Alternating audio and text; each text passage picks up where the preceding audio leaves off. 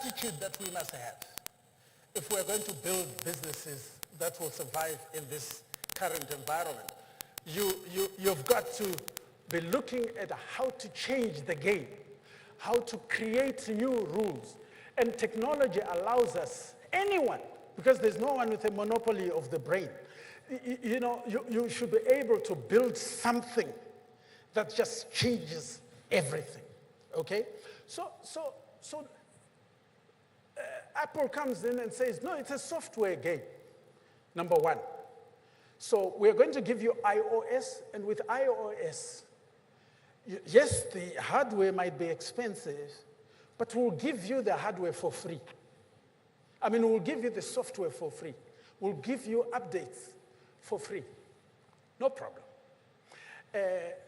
Where Nokia was saying, mine. These guys came and said, oh, here is our API. You can develop apps and connect to us and use our platform and service your customers. But we want to know who your customer is. We want the right to analyze the customer. We want the right to see the behavior of the customer. We want to own the customer. Nokia is saying, use distributors. We don't want to mess around with Nigerians. We don't want to mess around with the Kenyans, nothing. We just want the distributors. These guys were saying, we want to know you. You know, what do you like? What is your name? What is your age? Where do you live? Do you understand?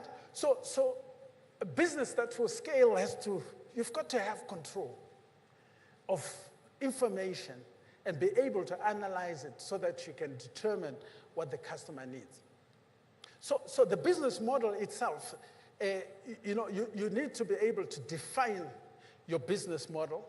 You need to be able to identify the drivers of your business. What are the drivers of the business?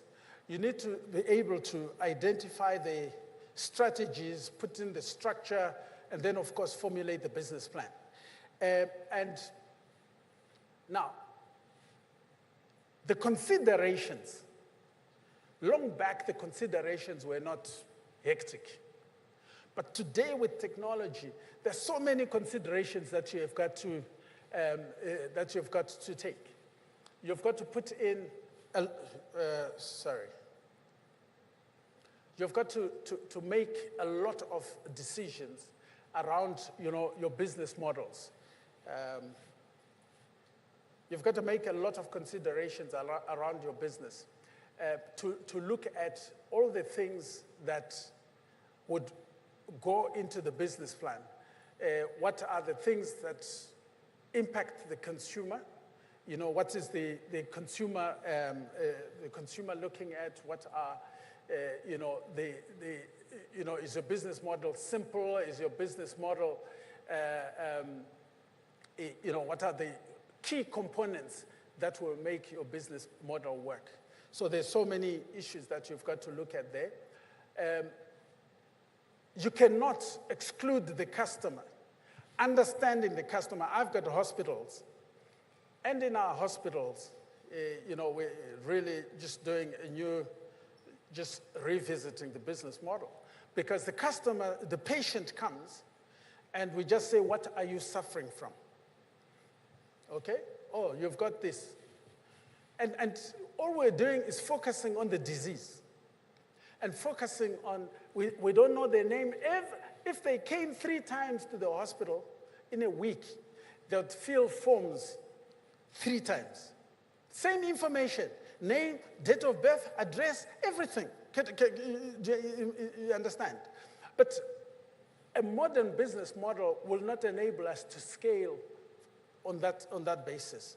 We don't know the kind of diseases that are out there. We don't know the preventative issues that need to be dealt with. We don't know the curative measures that must be taken. Nothing. It was just, we don't know the customer.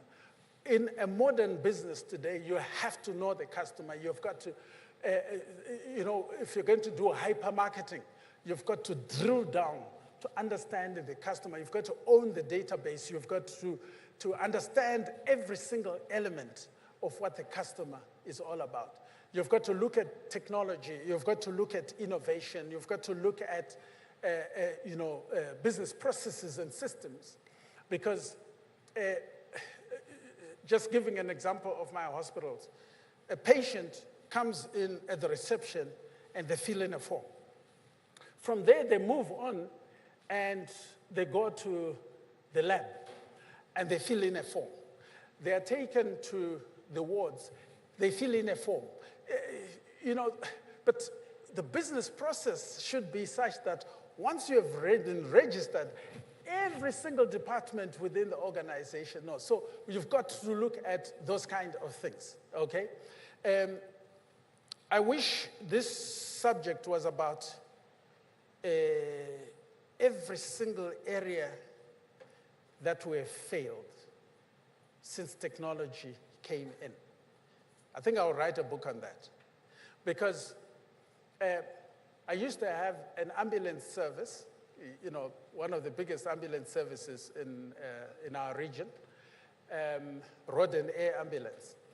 And our business model was based on capitation. So medical aid companies would give us $1.30 for every single customer. It was a very profitable business, okay? And I just want to emphasize the business model. And we're so comfortable, we didn't need to do anything beyond that. Then Zimbabwe was hit by a tsunami. There was hyperinflation where, even today, I've got a $100 trillion note, okay? $100 trillion note. Hyperinflation like you have never seen before, where if you were going into a restaurant, you walk in and it's a certain price. By the time you start eating, it's a different price. If you order Coke, now, when you order the second Coke, the price has changed. If you're at a gas station, every single car that is pouring fuel is paying a different price, a higher price. You guys have never seen that, okay? So, no. I know you've gone through things, but you have not gone through that thing. So I'm just saying, we've had to look at business. That business collapsed. Why? Because medical aid, everyone came down with their medical aid. They stopped paying medical aid. And we were based on capitation. Now, the customer belonged to the medical aid company. The customer didn't belong to us. We didn't know the customer. We didn't have access to the customer. Okay? And the customer wanted to build, to go through their medical aid company, not directly with us. We're just a service provider. So the business model is so important. And I just want to overemphasize. So the traditional business models is what you call the platform business model, which is what your Nokia did. They control the processes, their vision, mission, values is well articulated. And they've got business processes that ensure that their product is a perfect product, going on like that, and they use distributors. They don't know the customer. Now, so these legacy pipeline processes, you've got to ask yourself, am I a Nokia at the moment? Do you have a pipeline process? And you are perfecting your processes all the time, but your processes are not effective. Then you look at what Apple brought through. It is the platform business model. And with the platform business model, you've got the platform iOS, and then Apple came through and said, oh, by the way, there's iTunes. By the way, there's the App Store. By the way, there's the Apple Watch. By the way, there is, so they started adding all these things. A community of services, a community of collaborations, a community of, where they make money not from charging $10, $50, where they make money from charging $1. When Apple was fighting with the music industry to say we want the albums to be broken down so that a person can buy a song instead of buying an album. No one understood what they were talking about. Their competitors did not understand what they were talking about. When they introduced the iPod, no one could tell what they were talking about, but they were increasing capacity in the iPod, they were increasing battery life in the iPod, they were doing all sorts of things until they introduced the iPhone. Now you start connecting the dots. Oh, so iPhone, music, App Store, this and that. You see the point? So the business model became so revolutionary for their competitors to turn around and start looking at it. It became very, very difficult. And so I just want to say here that when we are looking at our business models, and that's the only message that I want you to come up with, to take away. If we are building a business, how do you structure your business model? Is your business model such that you can build on it, you can scale, and the scaling really starts with the foundational plan itself. It starts with the foundational plan itself. So within the Econet group, we started off with Zimbabwe, and we realized that the skills that we're getting in Zimbabwe were enough to take us to Botswana, so I went to set up our Botswana network. And even then, the kind of thing that we were doing is we were introducing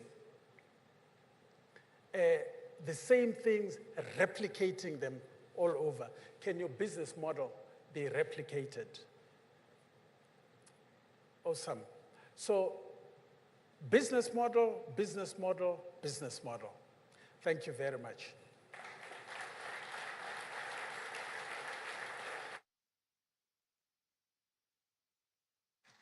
A round of applause, please.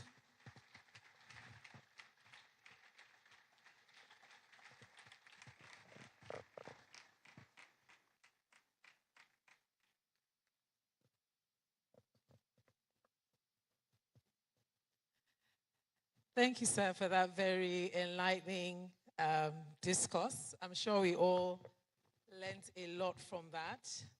I know I did. I remember when I was using Nokia 3310, I believe that battery could last for 1 week. I could never find where my charger was. We didn't even know where it was. So thank you for that. So entrepreneurs, you've heard, it's very important to know how to structure your business. And I know that for all of us to be here today, to have chosen this summit to come to, that you're very interested in making sure your business can scale and thrive and also support the growing continent of Africa.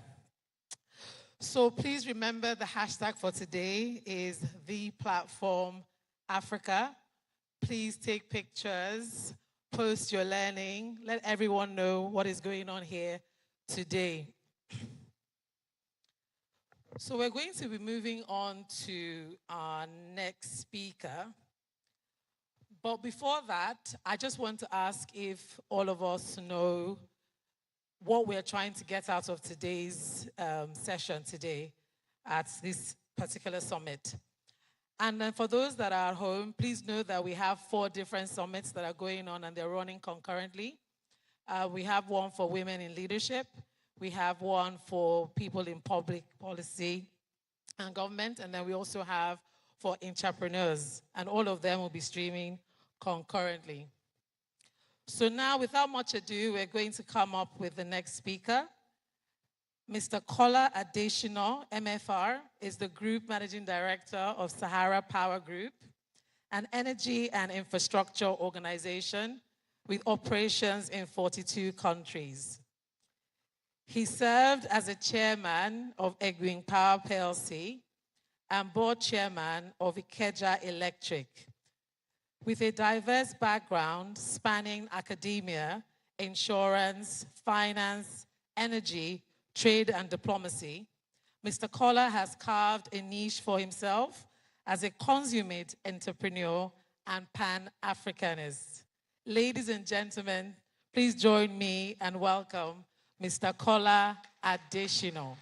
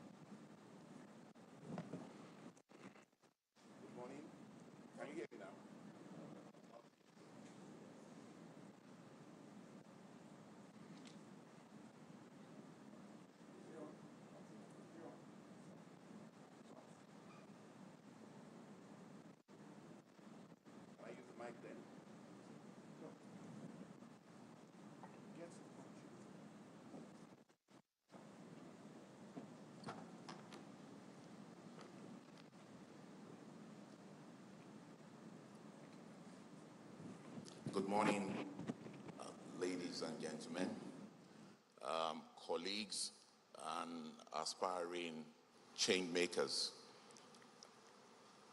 First, let me profusely thank my brother and his beautiful wife, Pastor Poju Oyemade, for the opportunity to speak at the Platform Africa 2025.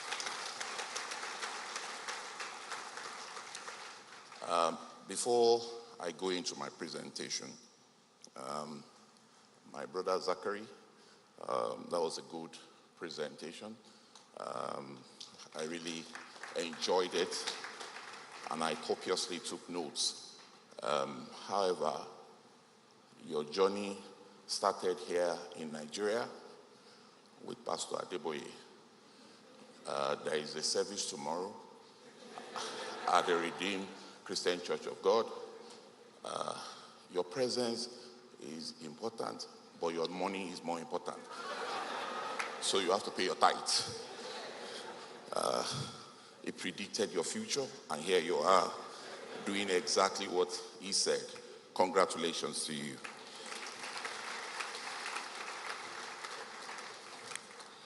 Whilst his presentation was on, and as I was writing notes, I flipped my mind back to the introduction of my brother Zachary.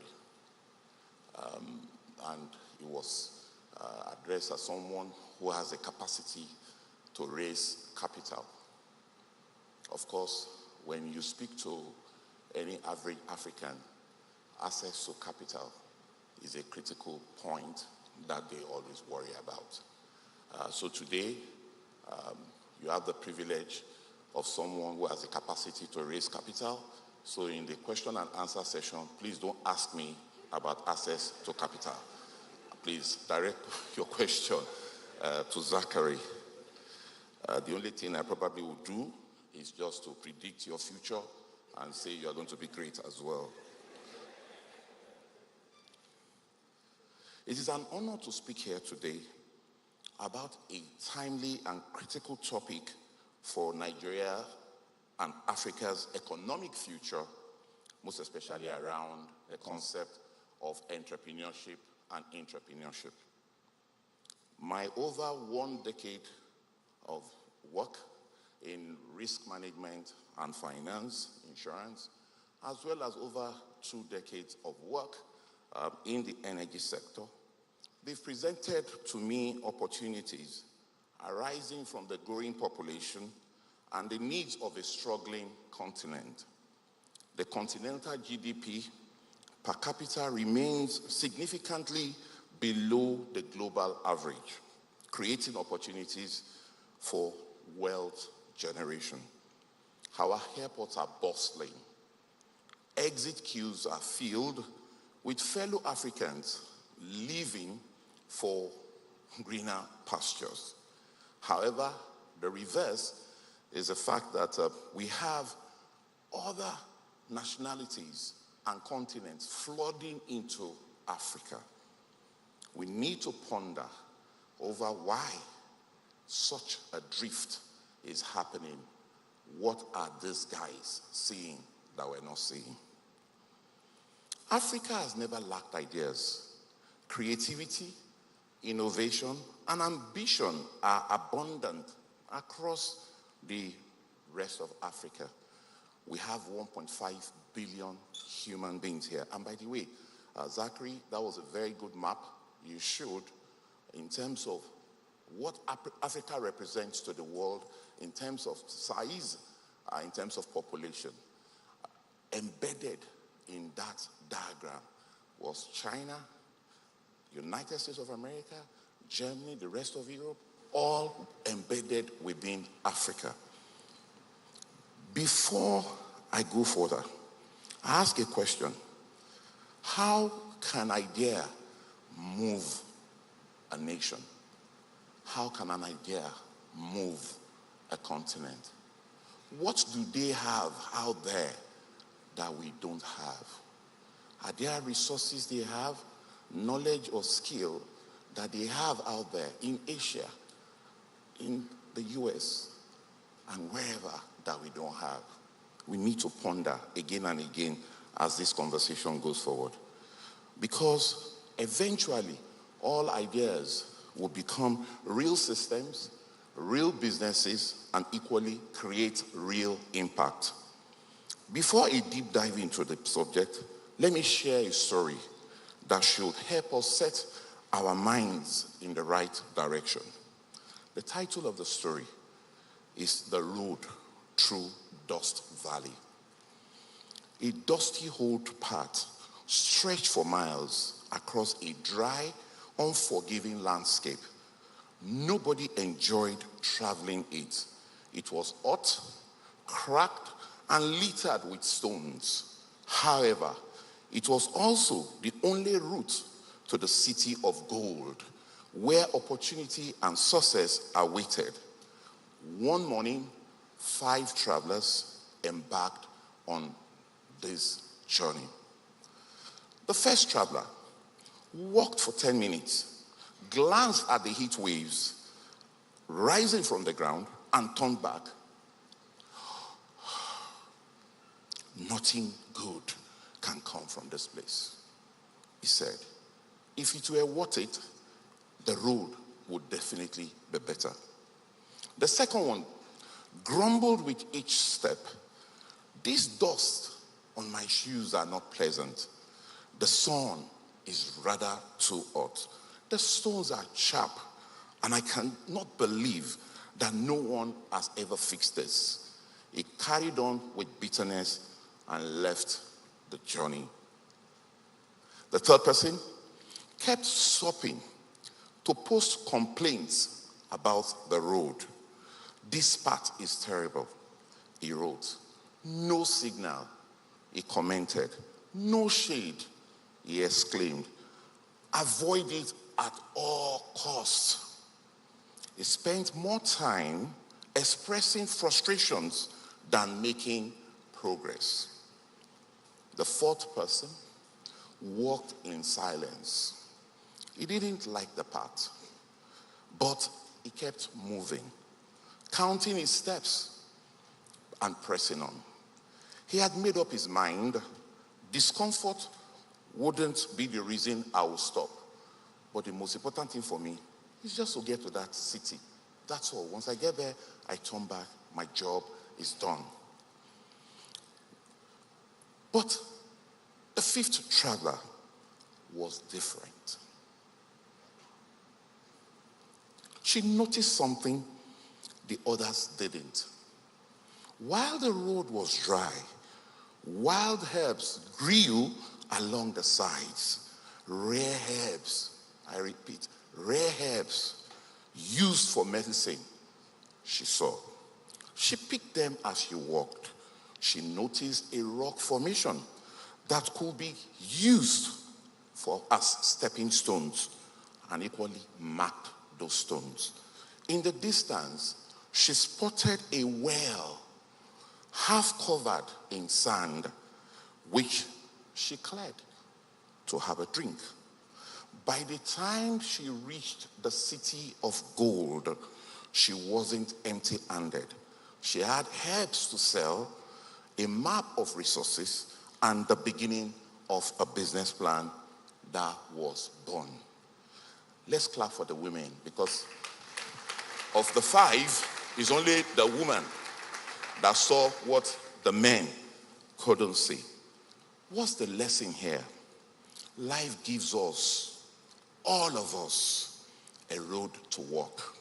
Some see dust, others see diamonds. It is never about the path. It is about the eyes which can see what few people can see. I ask you this morning, what can you see in your environment? I'll come back to that story. Entrepreneurship and intrapreneurship, these 2 words, they're not just buzzwords. They are survival tools and the keys to unlocking the next level of wealth creation as well as national development. There is a link between the 2. Entrepreneurship and intrapreneurship are not opposing paths. They are complementary. Some of the most successful entrepreneurs began their careers as intrapreneurs. I, Kola Adesina, I started my journey as an intrapreneur in the insurance business before transitioning into the energy space. In both industries, I have become a captain in the 2 respective industries, all within a space of 37 years. In my company, we have several entrepreneurs, and they are gradually, on a daily basis, nurturing their skills, their talent, and their capacity to think to become entrepreneurs. You entrepreneurs in the room, when do you want to become an entrepreneur? You mark that stone.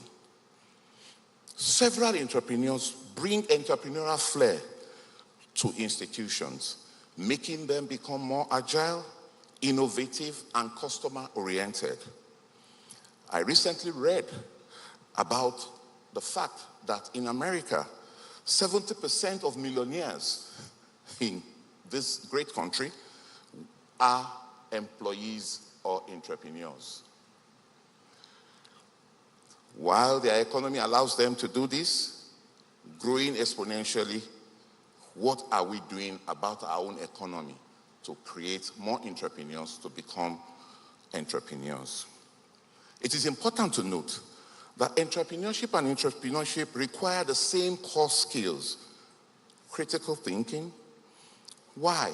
Because you just have to read and study every day. If you don't nurture your power of observation to note what is going on around you and read those things as opportunities rather than complaints, you will remain where you are. There has been no human being born of a woman that has grown phenomenally by staying in the realm of complaint and expecting that prosperity will come knocking. No. Everybody that has become successful sustainably, they did something in the environment others are complaining about. Everything in Africa, and I mean everything in Africa, represent opportunities. The question is, what eyes are you using to see them? My brother Zachary said something earlier, and it's very instructive, that in Nigeria we complain about everything, but on a very soft note. Our complaints, we use it actually to relax and enjoy ourselves. That's why we are the happiest people in the world. There is no event, no matter how bad they are, we laugh about them. We joke about them. So that's another industry that probably some of you will have to think about. The power of knowing what you don't know is very critical. How are you exploring things that you don't know. Oftentimes, majority of us will say, I am left-handed, and that's it. No, ambidexterity is something that will take you further than when you are one-handed. You need to be able to nurture new skills, new philosophies, new thinking, for you to be able to take advantage of what is going on around the world. I recall with vivid pleasure, probably today displeasure. In the University of Lagos, I used to go to the computer center, and we had this big, humongous machine that we all used to look at, and they call it mainframe. And we all go there and look in awe. This is a computer, and it is called mainframe. Today, the phones are in your hands. They are better in every material respect than the mainframe that some of us saw in 1982, 83, 84, and 87. What are you saying? Are you curious enough? Are you asking the right question? Is your mind probing opportunities even in challenges? In war zones, people are dying. Guess what? Some people are making money. Whereas some of us are fixated on CNN, we want to read all those negative reports. Some people, they're laughing and saying, wow, what an opportunity. Donald Trump increased tariffs all over the world. Everybody started complaining. I can assure you, somebody, somewhere is laughing and enjoying today.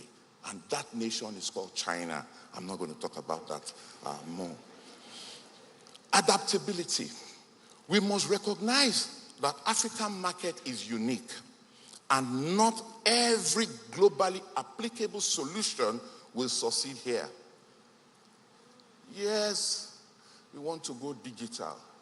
Yes, we want to find ways and means of ensuring that everybody can communicate digitally. Without the digital infrastructure, you can't do so much. But then, you can adapt what you have currently in order to be able to still digitalize Africa over time. Somebody somewhere is working today, as I stand here, to ensure that digitalization becomes an everyday affair for the rest of man. When you were talking about telephone, mobile landlines, I applied then because I grew from poverty to prosperity by His grace. So I felt it is nice for me to hear that phone ring in my house as well. So I applied for a landline. They collected my 50,000 naira. NITE did not refund it. I didn't see any landline. I'm hoping one day that line will land in my house. But if it does, it's now outdated. Technology has gone beyond what we had then. Creativity. To my friends in the house, to those of us who are Gen Zs, you know I'm one of you. Being creative is not just about having an Instagram or TikTok account with thousands or millions of followers and being labeled an influencer. What value does your platform add to society or the economy? What message or narrative are you projecting to your audience? What level of revenue is being generated, and is it sustainable? You can post content today, trend immediately, and have brands offer you contracts, but you need to repeat it again and again and again and again. That is what is called repeat purchase. The customer, the consumer, is always exploring better solutions, cheaper options on a daily basis. Are you the one ready to offer that quality? Let me tell you this, and this is something I've seen, which is very important for me to mention here. People like to trend. This generation, our generation, Gen Z, we want to trend. As a matter of fact, majority of us will go to check whatever we've posted almost every 10 minutes to check how many people are here, how many smiling out. But remember, what trended yesterday is not trending today. A new story is breaking out on a daily basis. So, that business that you've chosen to be an influencer, you must influence positively, sustainably in areas that are relevant to what? The customer, your people. There's a young guy that has this pity thing. I'm sure some of you will know him. Emmanuel. You know, I check Emmanuel's page regularly, not for just to laugh, but to learn some lessons as the guy brings together wisdom, and yet we're smiling, we're happy. Humor, and yet wisdom. What are you doing? You hear Lekon King Kong do his stuff, having animals speak to themselves, and the way and manner those animals are behaving would reflect as if they are really talking. By the way, thank you, Zachary, regarding the point on the dog and the cat speaking. I'm going to have a conversation with my dog today. It has to make me a billionaire.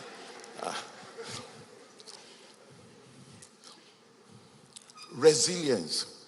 I'm confident that every African in this room and those watching online can attest to our resilience as individuals and as a nation.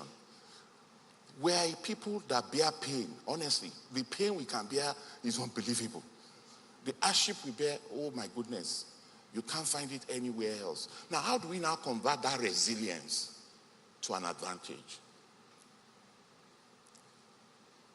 You need to consistently stay in a place where what you are generating interest along the line that will make you not only strong but durable.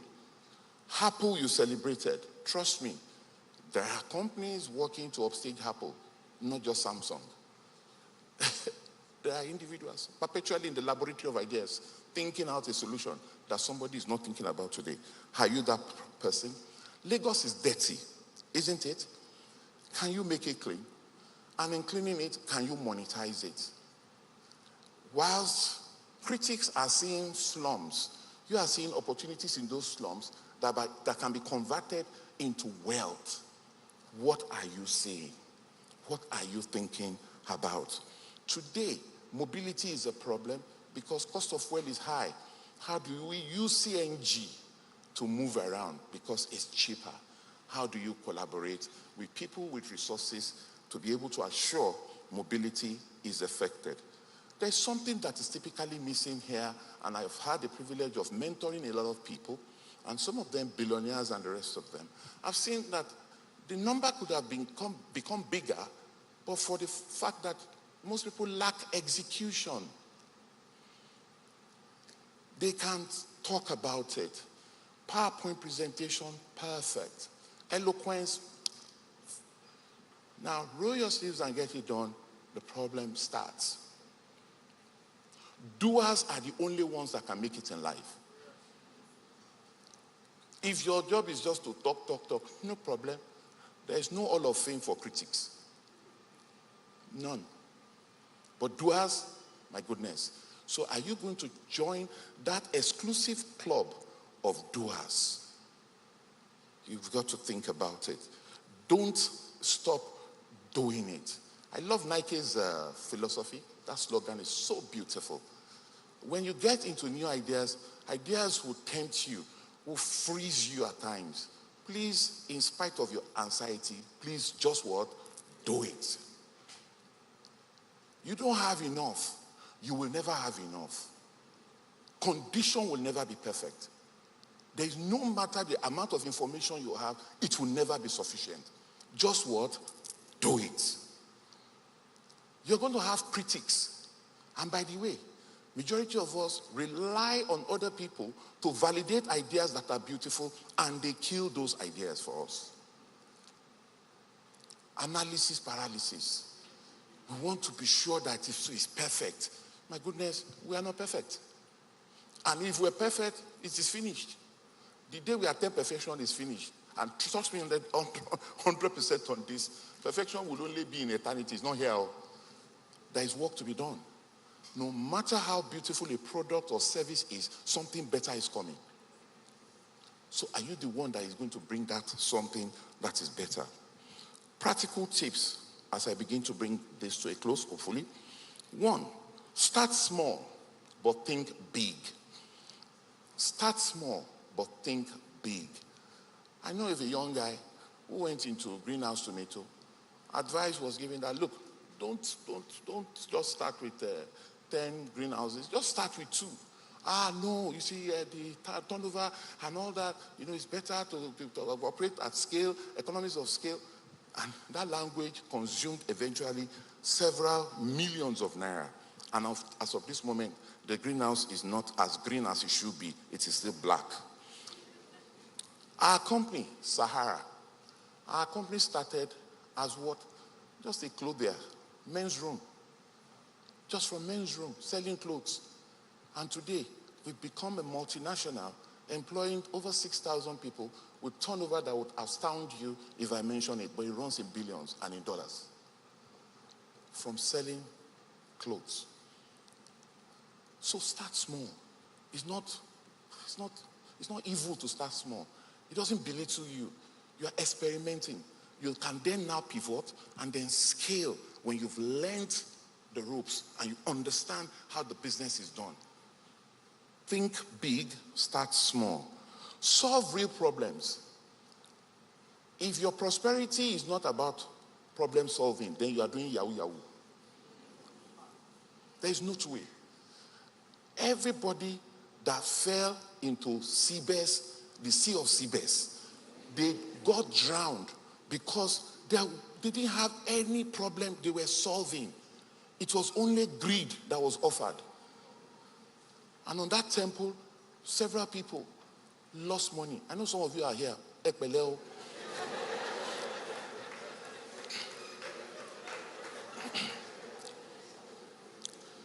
You have to network intentionally. Collaboration is far, far more useful and valuable than capital. Every time I say this to people, one of the reasons we've grown in my company, Sahara, is primarily because of the fact that we are many. And we're many is not about the new song that people are dancing to. There's this song that we're many. But we're many here because of the fact that we have talents well spread out in the minds of several people and individuals. I'm here speaking. Thankfully, graciously, my brother, my friend, he's using my sister elsewhere, my partner, to speak at another event. He's going to pay for that because we're going to bill him. But we have 3 others working as I stand here. So we're not losing anything. A lot of people want to own it all. You want to have everything. Trust me, you cannot have generational wealth if you are just the sole trader. That's why sole trade doesn't go too far. It's a corner shop mentality. And if you have such mentality, you can't thrive. You will survive. People on your street will see you with cars. Of course, those cars are liabilities. They will see you live in beautiful houses. Your house is a liability if it's not generating any revenue. So eventually when you die, the business is gone. Because it's all about you. And the world is never about one individual. I've said again at different fora, one of the critical ingredients that should be in products and services is the concept of love. If love drives your innovation, if love drives your creativity, if love drives the idea that you are nurturing, it's going to survive. That thing will survive. And that is why you see that some people don't go to church, but they are doing more of God's work than even those that go to church. Because going to church is not sufficient. It's just a small part of the whole story. The real story is love your neighbor. And how do you show love? Your neighbor doesn't have shoes. He needs shoes. Be the one to supply shoes to him. Monetize it.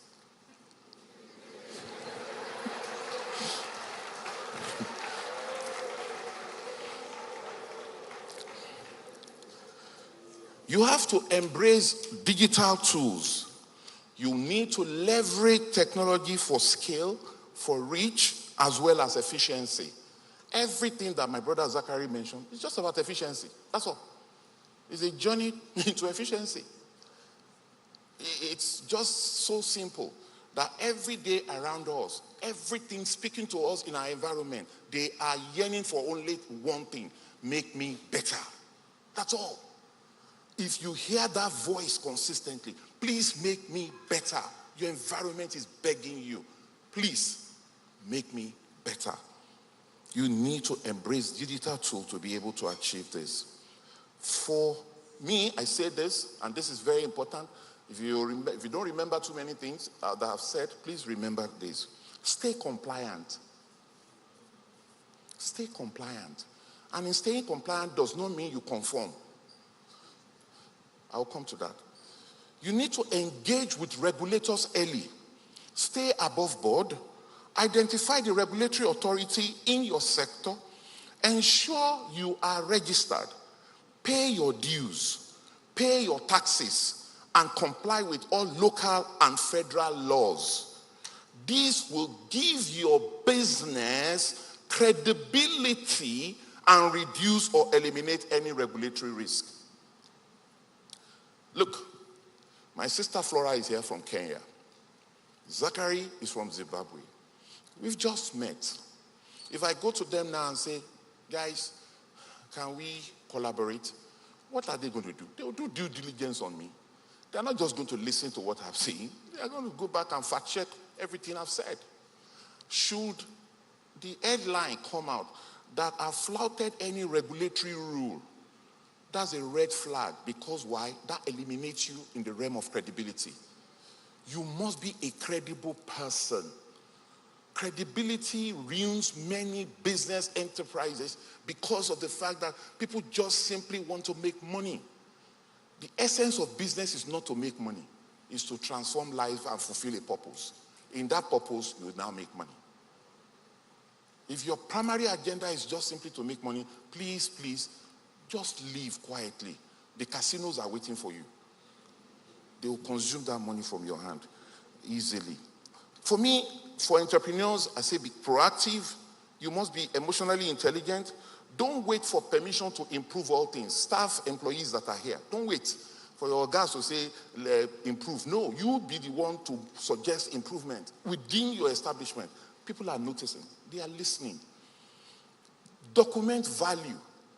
Wherever you have a performance report that is significant, that has added value to the business, document it. Because why? Somebody is going to read it tomorrow. The current boss doesn't like you because of your shoes. So please, the next one might like you. They will see the value you've built. Build alliances. A lot of us inside our organization, we fight ourselves, unnecessary battles, needless battles. You are there for a purpose. Our God is a designer. And because of the fact that he's a designer, a perfect one for that matter, where we are, there's a reason why we're there. So if you don't understand why you are where you are, you will miss it. And you fight everybody in the organization. No, me, I go solo, solo anymore. I'm not beating anybody. The more of that you do, the less of yourself you become. Self-containment destroys. Because you won't know what is going on out there. You won't hear what is happening. And for those who know it, Jesus Christ himself was asking people, who do they say I am? Learn continuously. Never stop learning. You need to take ownership for your own growth. If your company is not sending you for courses, you send yourself. It's not a crime. And I have them all around me that we didn't send on training, they will send themselves. And they came back and yeah, Harvard, I just finished. When? How? You will take time to study that person. You'll be interested in such a person, such an individual.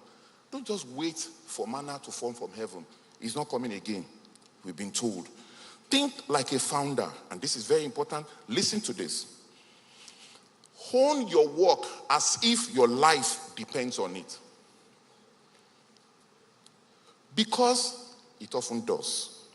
A guy called Steve Ballmer, I know some of you are Googling now, who has a net worth of $123 billion, was once an employee of Microsoft. He was an intrapreneur, but became an entrepreneur, and is currently richer than the founder of Microsoft, Bill Gates. He owns 4% of the shares of Microsoft today. The founder owns a share of 1.34% in the company he founded. An employee that joined 45 years ago has more shares than the owner of the business original. So don't just limit yourself, and quite a number of people, the tech people in the room, you are the one I'm speaking to. Tech people like to jump. They stay here for 2 months, no, I'm leaving. They go to another place, I'm leaving. They keep searching. Well, I don't want to tell you how Mongo Park ended. Speaking directly to you, my friends, to you, the entrepreneurs in the room. Entrepreneurs, show your hand, please. Entrepreneurs, let's see you. Wow, we are many. Okay, so go and listen to that song, We Are Many. Believe that your story matters. Build with integrity. Don't just aim to survive, aim to transform. Let your business be known for not only profit, but for purpose. Leverage technology, but never forget community. And when you rise, make others rise. 2, to policymakers and public office holders, design policies that empower, not restrict. Spend less time licensing, but more time listening. If 70% of your population is under 19 or 30, you must clear the way for a youth-led innovation, creativity, and enterprise. To investors and development partners in the room, you have to de-risk ideas early. You have to provide smart capital. You have to provide mentorship. You have to think long-term. Africa is waiting for you. Africa is not going to beg again very soon. Africa will be loaning to the rest of the world. To the diasporans, Africa is not just your route, it is your opportunity. Come home with capital, with skills and connections. And if you can't respond physically, return digitally. Collaborate, advise, fund, and mentor. Let me conclude this now by sharing my final story. It is easy to underestimate the power of a story, especially when caught up in the everyday push and pull of building businesses, economies, and nations. But stories move people before statistics do. They spark imagination, challenge the status quo, and sometimes even create new worlds. This is the story of a young Nigerian named Nosa Asemota. He has a business he calls Lens for Good. A story that is in many parts today is still being written. Nosa didn't begin with a grand plan. There was no blueprint, no boardroom strategy, just a camera and a restless question. What if we could see ourselves differently? Growing up in Nigeria, stories surrounded him, woven into traditions and daily life. When he engaged seriously with photography, he quickly realized capturing an image wasn't just about technique, but about truly seeing people. His background in guidance and counseling deepened his insight, and this helped him to be able to teach others so that the struggle, the emotion and aspiration of the world can be shared. While many point to his early work in Ibadan, documenting government officials, the most defining moment of his journey occurred in his current role. In that set, Nosa wasn't just photographing power, he was shaping how it was seen and understood. That role showed him the immense responsibility of framing national perception. It also made clear that power should not reside in isolation, but it shared the light through the empowering young creatives and the stories in Nigeria and their own lenses. These realizations bettered Lens for Good, a movement designed to empower young storytellers across Nigeria and transform Nigeria's narrative through positive storytelling. Young photographers and filmmakers often have the passion but lack access, mentorship, or support. Nusa knew that because he had once been a young creative, he started his own masterclasses, workshop, and web hub, which he launched in October 2024.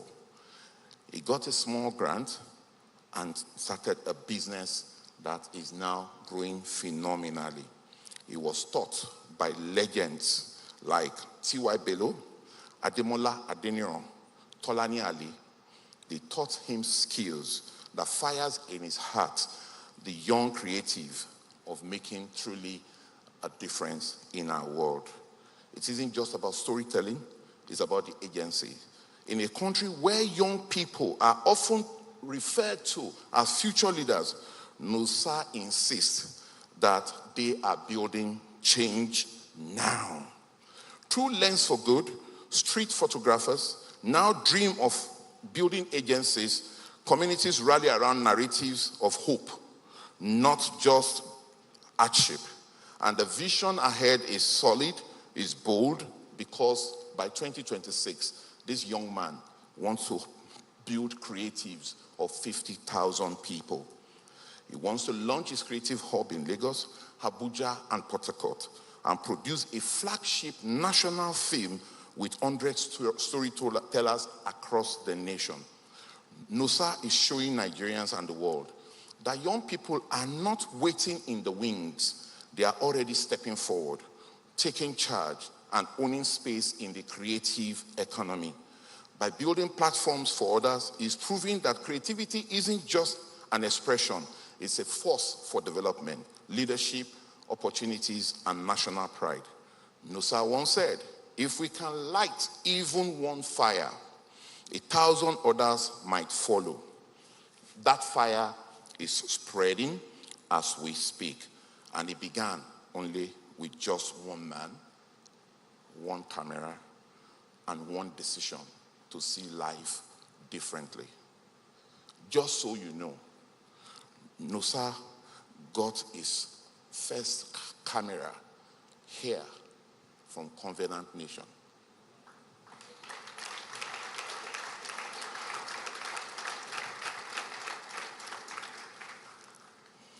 Notable entrepreneurs in Africa include Tosin Enioloroda Money Point, Paystack by Shola Akinlade and Ezra Olubi, Kuda by Babs Ogundeyi and Musti Mustafa, ably supported by Ade Dania, and Flutterwave Inyolua Aboyeji and Olubenga Agbola.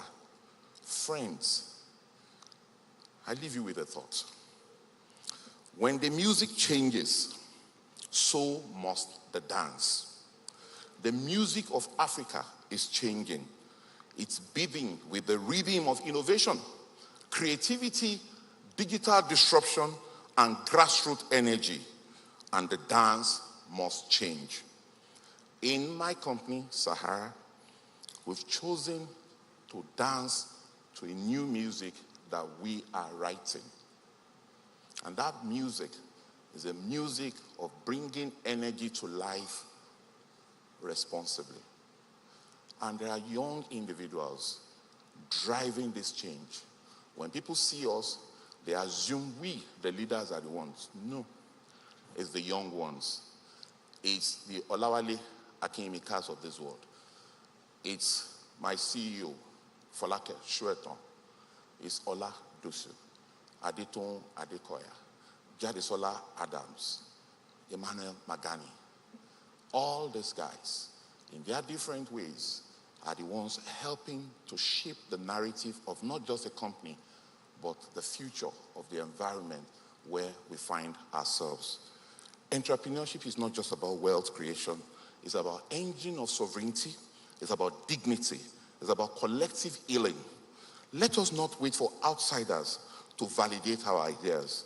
Let's not look for aids or funds like beggars. Let's not just be looking for miracle without work and responsibility. The African story will not be written solely by politicians. It will be written by builders, makers, doers, and entrepreneurs like you, like you, like you, like me. Like Shakira sang, and this is a beautiful music that I want to end with. This is time for Africa. Thank you, and God bless you all.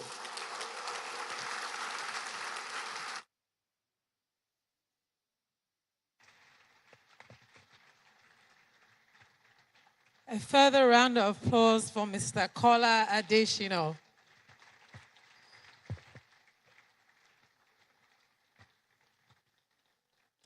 I'm sure we learned a lot from that. I know I did. And one thing that I think may have resonated with most of us was how we should stay compliant, which doesn't mean conformity, but ensuring you identify all the regulators and pay your necessary dues. So entrepreneurs in the house, I hope all of us have heard that. I hope we're all compliant and we're paying our dues. We want to scale. We also want to make sure we're doing what is right. So if I speak for myself, though, I remember when I was trying to start my own business and I went to pay my taxes, and even the tax people wondered what I was doing there. I hadn't sold anything. I hadn't started any business. I just wanted to get registered, and even they thought that was strange.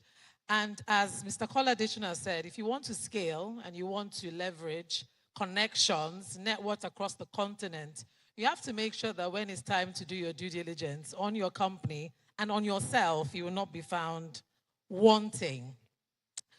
So there were some interesting things that he said about entrepreneurship. We need to be proactive. We have to document value. And the one that really struck me is that the purpose of starting a business is not to make money. It's to transform lives and fulfill a purpose. The money can come afterwards. Yeah? Do we agree? Great. So again, the hashtag for today is the Platform Africa. Please make sure you use that in all your posts. We want to make sure that everybody across the continent has the opportunity to learn from what is going on today.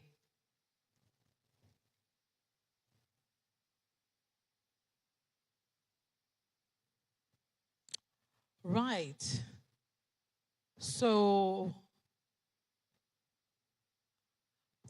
thank you so much. All right, then. We will be showing a video. I'm not sure if it's what is on now. Is it? No?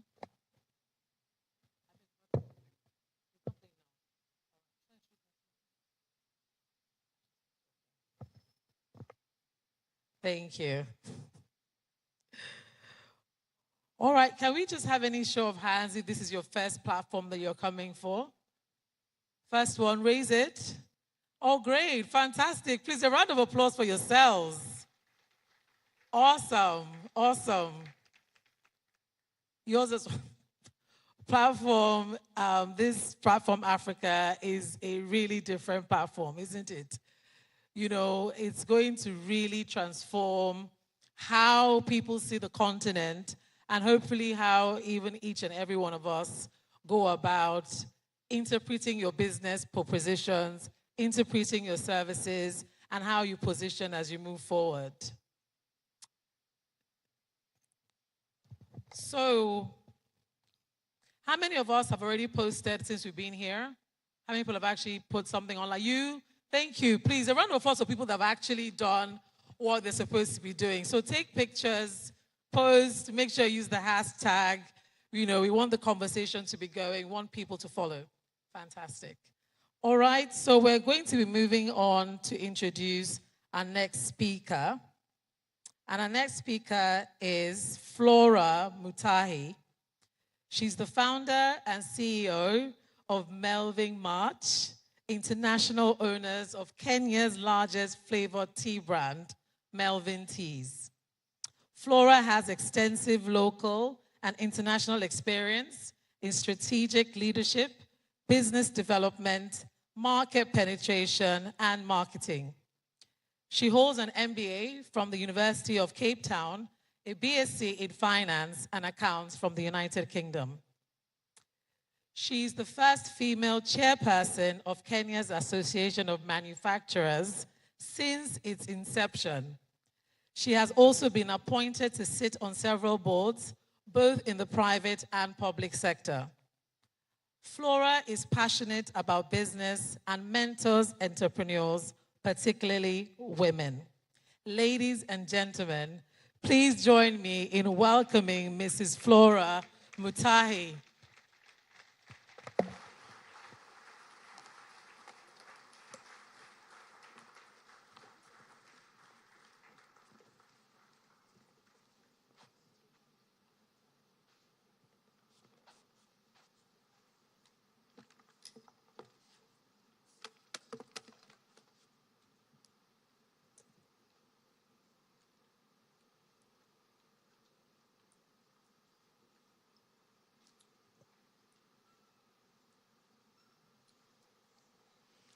Good morning, everyone. Ekaro.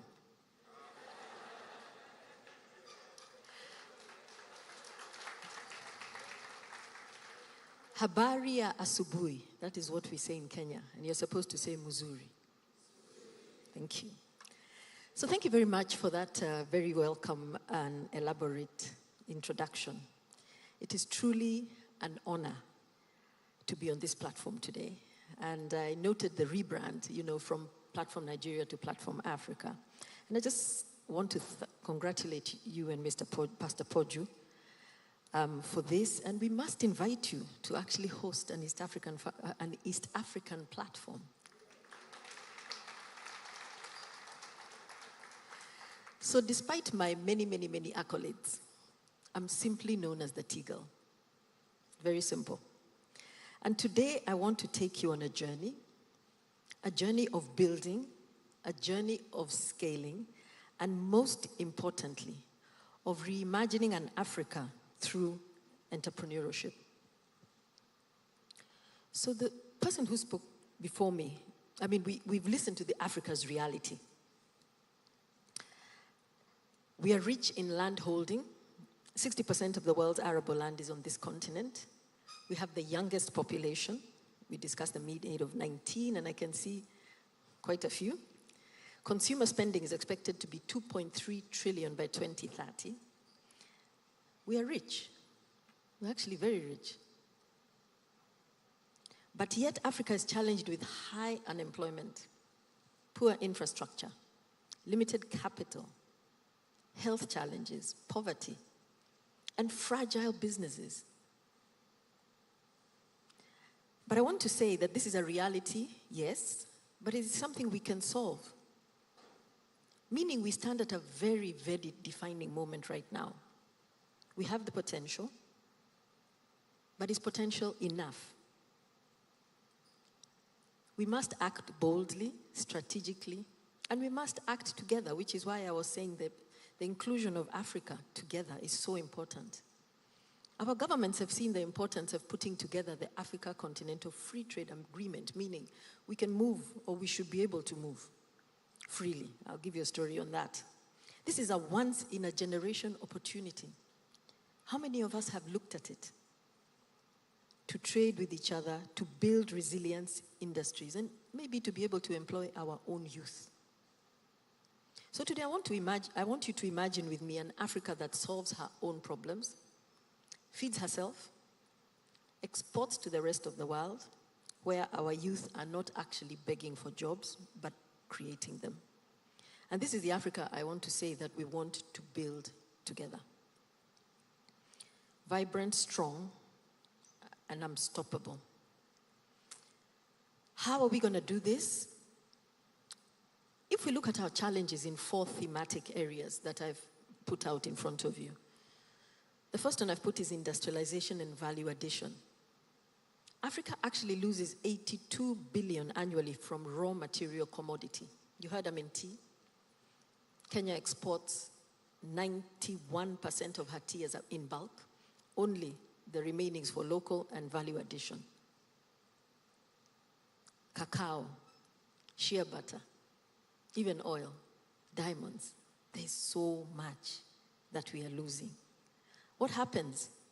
70 to 80% of jobs, of profits, are captured outside of this continent. And yet, remember, we said we are rich. So until we become selfish enough and say, we want this to stay here, I think that is when we are going to do it. And my argument is, all the people who registered here, you're entrepreneurs. It is you people who are going to do it. Look at the triple environmental threat. Africa loses 50 billion annually to land degradation, deforestation, climate change. We only contribute 3 or 4%, but yet we are one of the largest losers. We suffer droughts, soil erosion. But the worst thing is it's destroying the very same richness that we own, the land, the minerals, our people. They can't work if they're hungry. We have underdeveloped social systems. We still carry 70% of the world's poorest, despite being the richest in natural resources. Education, health, food security, underdeveloped. And then we get the aid coming to help us, and we clap, and we are so happy. But aid is short-term. Can we not look for solutions that empower us to sort our own problems? Technology. Africa has just 1% of the global data centers and less than 5% of the less 5% of the global digital value creation. I think one of the speakers before me spoke about this. Where our youth are digitally hungry, we must move from being digital consumers to actually owning the data and building it here. A lot of our youth are yes, creating digital solutions, but sitting on platforms. And I think Kola is the one who told us, if somebody owns the data, they own the customer. We need to do it here. Who will solve these challenges, I'm asking? Governments? Government's work is to set an enabling environment. They do that through policies, through laws, through agreements. They don't do business. So we have shrinking jobs, we have broken systems that cannot absorb Africa's youth bulge. You heard what our numbers are going to be, 2.4. And my argument is you guys here, and globally and online, are going to be the solution. Entrepreneurship is the most powerful source for transformation. It is not an option. If we want to move this continent, it needs to be done. So today I'm here to share my story, my contribution to the value addition challenge around tea. So my entrepreneurial journey began in 1995. Yes, you've heard correct. 29, almost 30 years ago. Actually, to be 30 years ago, end of this year. And it began with a conversation on a dining table. We were having lunch, and they brought me lunch with the family, and there was a plate that had the salt. And I'm like, why is this salt not flowing from the salt shaker? And they said, I think my mother is the one who said, do something about it, but don't complain. It's lunchtime. So that stuck with me, and we didn't live far from a university. So I drove up to the university in the afternoon, and I went to the food technology department, and I asked the professor there, can I learn? I know there's free-flowing salt. It should be dry. It should stay dry. Our conditions are not so crazy. Can you help me do this? And he says, have you done food technology? I said, no, I was a business student. And he says, so what business do you have here? I said, I want to learn. Will you teach me? And I think he was very intrigued with my naivety. Obviously, I was now 20. I was in my mid-20s. And he said, fine, if you commit to come here maybe a couple of weeks, maybe 2 weeks, every afternoon, I'm free. I will teach you how to become a food technologist. So we went through the process, and those who know me, my life is always in a hurry, so I was always rushing, and then. So I think within 3 weeks, I sort of knew all the principles. I even now find out what machinery I need. And then came the next problem. I had no money. So I was like, oops, what do? I go back home and I say, can I have some money? And they're looking at me like, no. Because when I started my journey 29 years ago in Kenya, employment was what we did. You got a job. I mean, you went to school, you got a job, and once you got a job, your parents have done their work. So when I came and told my parents I want to go into business, they're asking me, what's wrong? Why would you want to do this? I was employed only for 9 months, but I knew inside me there was more. And so I came home and I said, I've quit and I need money and this is what I want to do. And they told me, no. That's not why we brought you. That is not our plan for you. We think you should have stayed in your employment, so you do you. So I went out and I looked for funding and I found a backing. You know, it was some funding where if you put up half the collateral, they'll give you the other half. So I went quickly and I came back home and I said, please, I found this money. And they said, listen, if you wanted to do business, you should have saved something. So lesson, guys, start saving. So I didn't know what to do again. But anyway, thank God for mothers. We thank ladies earlier, you know. Thank God for mothers. She said, fine, I will give you this much. Not a lot, but it made me, I bought my first machines and I made my product and I took it to market. I sold my first dozen, two employees. I sold my first dozen, put it in the market. Then the next place I went, I said, hotels are the ones who need this product the most. So I went to a hotel. And I tried to, so they said, they were so impressed. They said, give me 100 dozens. I had no money, so I didn't know what to do. That day I was at home, I went to visit my friend, and I was telling the mother, she said, come, I'll lend you the money. So she lends me the money. It was maybe $100 at the most. Salt is a very cheap commodity. So she lends me the money, and I make my $100, and I deliver, and I say, please pay me, because I have somebody I have to pay in 4 days. They told me 90 days later. I said, what? They said, this is how we work. So please be prepared. If you want to do a business, please be prepared. So I come in and I say, no, I've borrowed this money, and the way I've been brought up, I can't even tell my parents I borrowed money from a friend's mother. So I said, I'm going to wear these guys down. And I went every day, trying to get money from them. And this gentleman was sitting there and he says, my mother is disturbing me. Can I deal with her? I said, fine. So he's dealing with the mother and he says, she's packing tea. And I said, why is she packing tea? She said, there was a government monopoly that was lifted very recently, and there's an opportunity where she's buying. So I said, buying at what price, selling at what price? Remember, I'm desperate. That's a Thursday. By Monday, I was in the auction in Mombasa. I was learning about tea. I went quickly, I told them I need to learn everything about tea. At the same time, please register me because this is going to be my next product.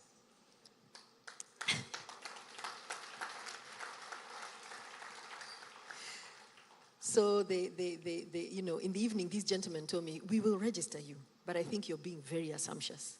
This is a profession that has been run for decades. A tea taster is like a wine taster. Do not belittle this industry. So I said, sure, gentlemen, I'll meet you. So that evening, we went out, and they gave me a lecture I remember to date. But the long and the short of it, on my way back home from, it was the coastal town, Mombasa, I thought about what they said, and I said, what if I'm being too ambitious? So I got home, I went and I started making my tea. Now, for those Gen Zs who are here, you know very well, if your mom does A, you want to do B. If your mom does B, you want to do C. So my mom used to drink a lot of tea. And who used to make it? Myself. So I'm good at making this tea, and I'm making the tea, but I always wanted it different. So I wanted ginger in my tea, so I put the ginger in my tea. And that is when I got my light bulb moment. I said, why am I struggling to put ginger in my tea? Why can't it be in my tea? So, long story short is I then came out with 2 products. I came out with a plain tea, Melvin's premium tea, and I came up with Melvin's ginger tea. And I put them in the market. Guess which worked and which did not work? The innovative one worked. They said, bring this one. This other one, actually, I think we are only allowed to sell one. I say, no, the monopoly has been lifted. They say, we don't care. We want this other one. And that is how my journey began. So from there, we then moved on to other flavors. You can see the timeline there. We went into vanilla. We went into masala. Because now that was what the innovation we were made to do. One of the supermarkets then approached me and said, we like the way you do your packaging. Can you do some contract packing for us? We said, yes, sure. And they said, please do rice. I said, rice? But remember, I like challenges. So quickly, I found out where the machine comes from. It comes from China. They're very good with their rice. I got an engineer. We did the water, and we started doing the work. We started packing rice for them, but not for ourselves. And I got very excited. It's a very whatever. My business is still growing. So let me park that story and say, as I was still growing my business, I went to the USA. And I said, now, because tea became very intriguing. At the time, 97% of our tea was exported in bulk. I said, we have to change this story. I'm going to change this story. We are going to... So I go to the States. Remember, undercapitalized, small, not really well branded. And I got one distributor who said, yes, I'll take your product, no problem. He got a small consignment, and it was the time of www. I don't know if you guys remember that, websites. And he put me a small little, that is how he advertised my product. Did it move? No. Next year I told my people I'm going again. I go again. Did it move? No. So I've come with a product that is not working. I'm now doing contract packing in rice. I'm broke. So I went to a microfinance looking for money, and I said, I need money.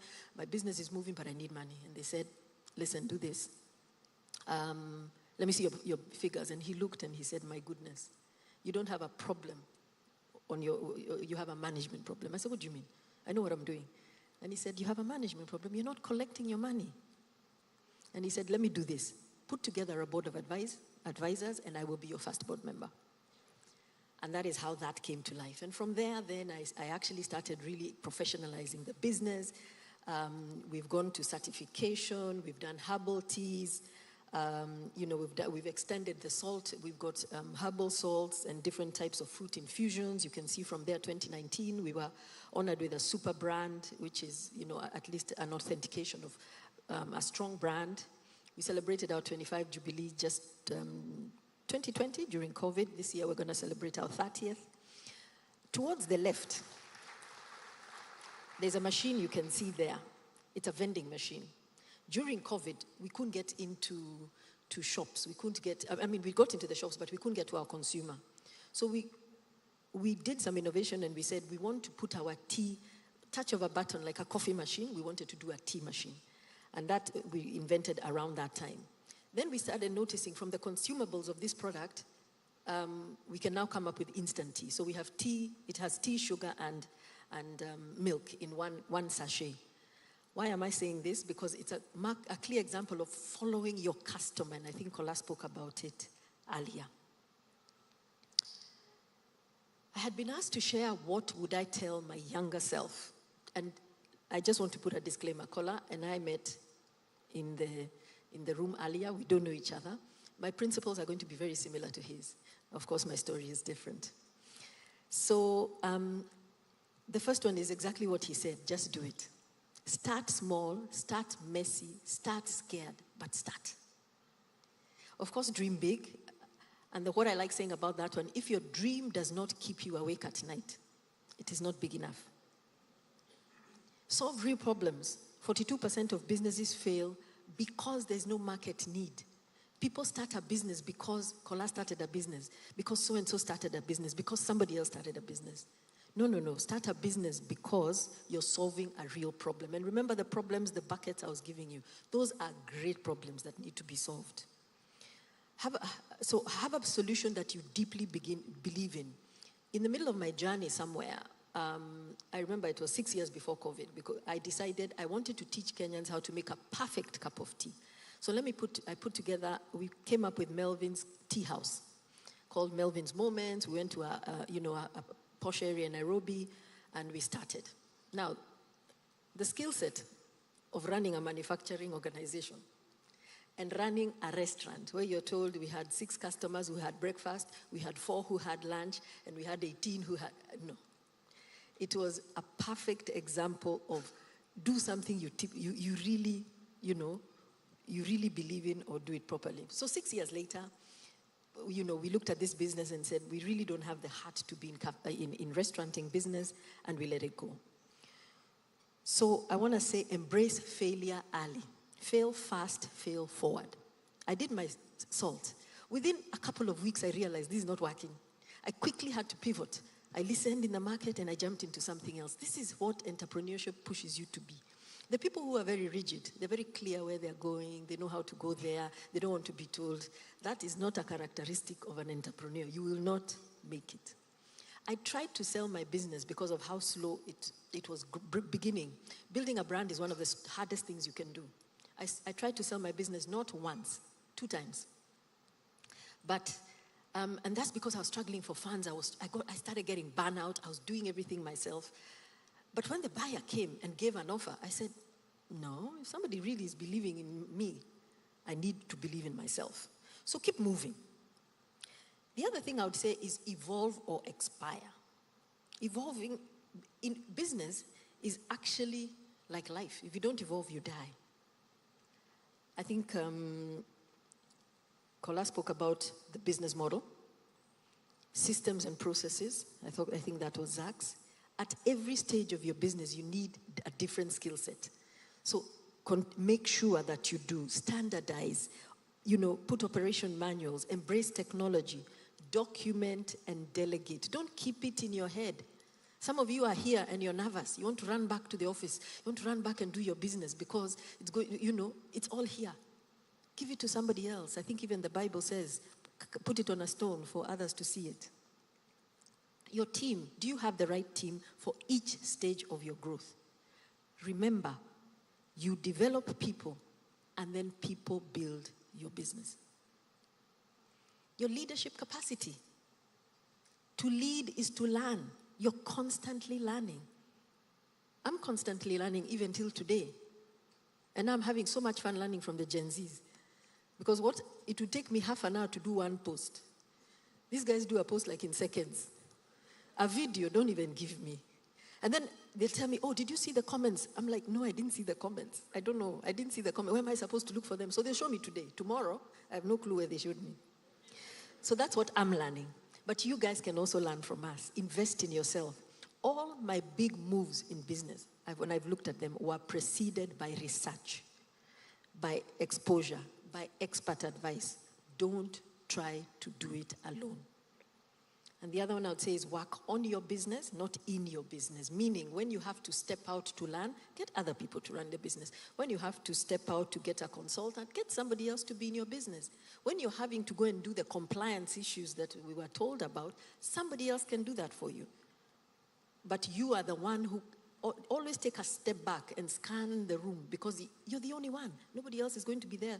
Nobody else is doing it. And ignorance, like I say, is no defense. Brute to last. I know everybody talks about build to last. I call it brute to last. Of course, I'm a Tig, I'll remember. Too many businesses in Africa are born, they survive, and they die. So for those of us maybe this side of the room, they can tell you many, because we're the older ones, they can tell you how many businesses they've seen die. Our continent has the most entrepreneurs globally, but all small and informal. Not all, but a lot are small and informal and in survival mode. So starting is not our problem, actually. Our problem is scaling, sustaining, and building legacies. How many legacy businesses do we have and can we have on the continent? That is the real challenge for African businesses. And I want to say longevity does not come from longevity comes from thinking long-term and building strategies that can scale. That means investing in people, training and empowering so you can leave them to do the work. Setting up structures for consistency, not chaos. It means governance, putting together a board, people who can help you think. Knowing when to step back and knowing when to let others take the lead. There's always a time where you need to get off the stage and let somebody take that seat so you can pick up the next big burden. Build purpose for brands, thinking beyond just selling.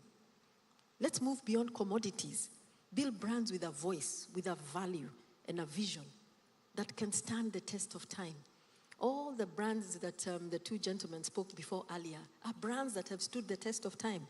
They're not just selling technology. They're not just selling, they're actually building a brand that can stand the test of time. Build for generations, meaning stop asking yourself, what can I do today? You have to start asking yourself, what can I do 5 years from now? What will my business be doing 10 years from now? What will my business be doing 25 years from now?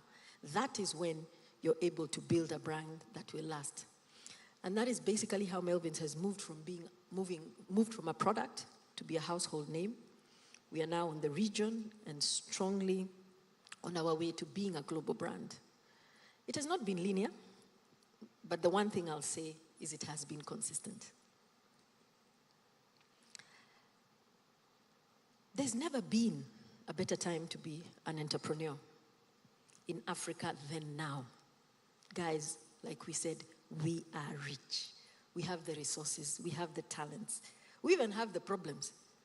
And problems to an entrepreneur are the opportunities. We are a hotbed. And who knows a problem more than the wearer of the shoe? It is us. But one critical ingredient that we need to change, I'm going to say, is the mindset. We need to change our mindset on several fronts. Number one, as we continue to operationalize the AfCFTA, the Africa Continental Free Trade Agreement, our greatest opportunity, remember, our governments themselves also need to be enablers. My own experience has taught me this. So we're supposed to be able to move goods around, right? I asked for a registration with a standards body in one of the African countries. It takes me 6 months. And we actually even have to use the secretariat of the agreement to help push. I get my certification. So then I get my first order and I supply. The officers there decide, in their wisdom, let's see how many tea bags are in this packet. So they open the packet and they count one by one by one. And they say, these are not, again. So I say, give me the batch number. I will prove to you. We can trace it and we know. I mean, we are standardized. We know all that. I registered my company in the first world, in the second world. How is it our challenge is here? So mindset. So the government has done the enabling, but the people, us, the software, I want to call it, we also need to change our mindset. Governance could also be encouraging, give incentives, and create a better enabling environment for us to thrive. But consumers, you guys, and you guys, and you, we also need a mindset shift. We do. The market is large. Remember, we are talking about a consumer base of 2.5 trillion. But a lot of us would still rather wear and carry and drink and eat a brand that the resource has come from here. They've gone and packaged it there, employed themselves and done beautiful packaging, put it in a brand that is theirs, and then we are here saying we enjoy life, we're good, we're happy. Why? 2.5 trillion we are giving away just like that. What if we all made up our minds and said, we will consume as much as possible African products? Let shea butter come to Kenya. Let tea come here. Let coffee come here. Let cacao move. Let us do it here. We need to change our minds. Our jobs, our dollars, and our industries will never expand if we keep our industries starved of numbers. If you know economics, it's a numbers game. Economies of scale. The more I can serve, the better my prices, the better my quality, the better my everything. But if we keep running to the north and to the east, we are the own sufferers. Entrepreneurs, too, we need a mindset shift.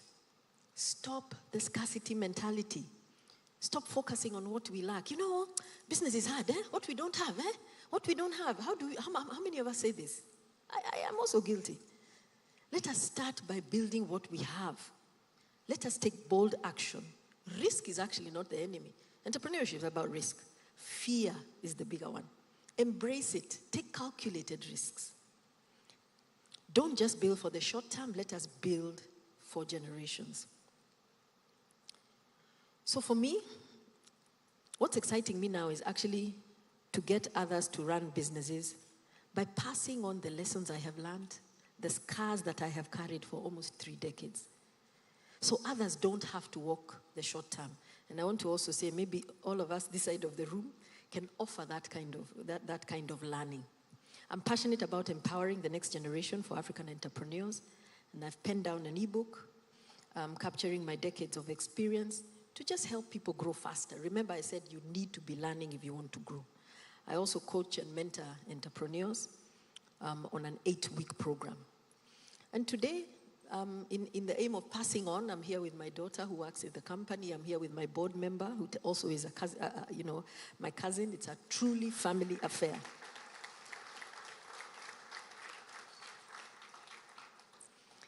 So ladies and gentlemen, as I draw to a close, Africa holds massive potential. but in need of urgent action.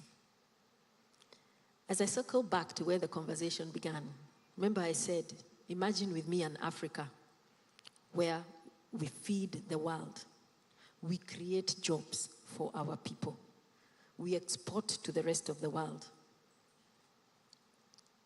and our youth are not begging for jobs, where we create businesses that the world cannot ignore. I want to leave you with this charge.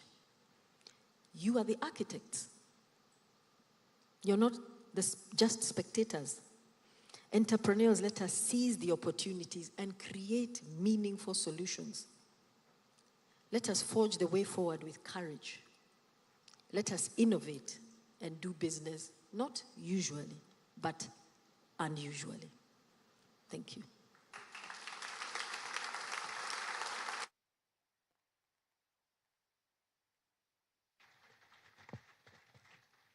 Please, let's keep clapping. Thank you for such a wonderfully insightful discussion. Brutal last. Please keep clapping. Thank you, ma'am. We've been reminded that building a brand is one of the hardest things to do. You have to keep moving, evolve, or expire. Reminder that the hashtag for today is the Platform Africa. Thank you, ma'am. So now we're going to call on our next speaker. Dixon Nsofo is a serial entrepreneur and innovative leader in technology. He earned a Bachelor in Engineering in Information and Communication Engineering from Convener University, and a Master's of Arts in International Economics and Business from the esteemed Nankai University in China.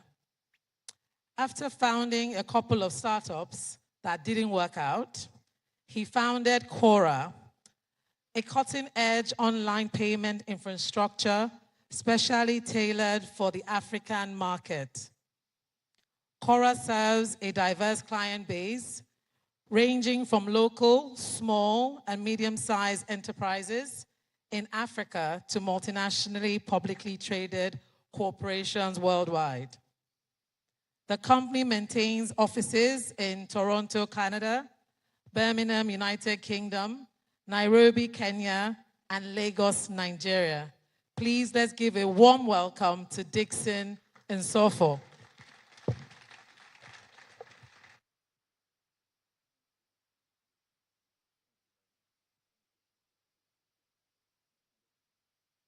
Mic check. Okay, perfect. Good afternoon, everyone. First of all, I want to thank God for this great opportunity to speak here today, and Pastor Poju in absentia for the great privilege to be part of this program. Thank you to the great speakers that have spoken today, and I've learned a lot. Before I begin today, I think we can all agree that entrepreneurship in Africa is not for the faint-hearted.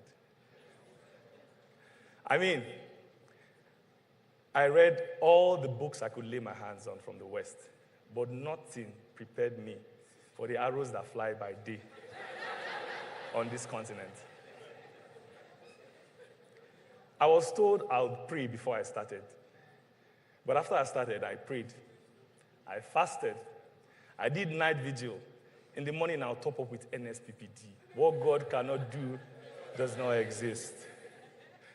When I started my business initially, my business plan said I would break even in 6 months. 3 years into the business, the only thing that was breaking was my heart.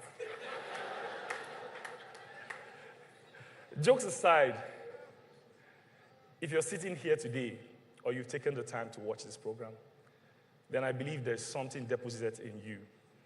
You refuse to sit and complain. You believe there's something you have inside you to give to your nation and to Africa.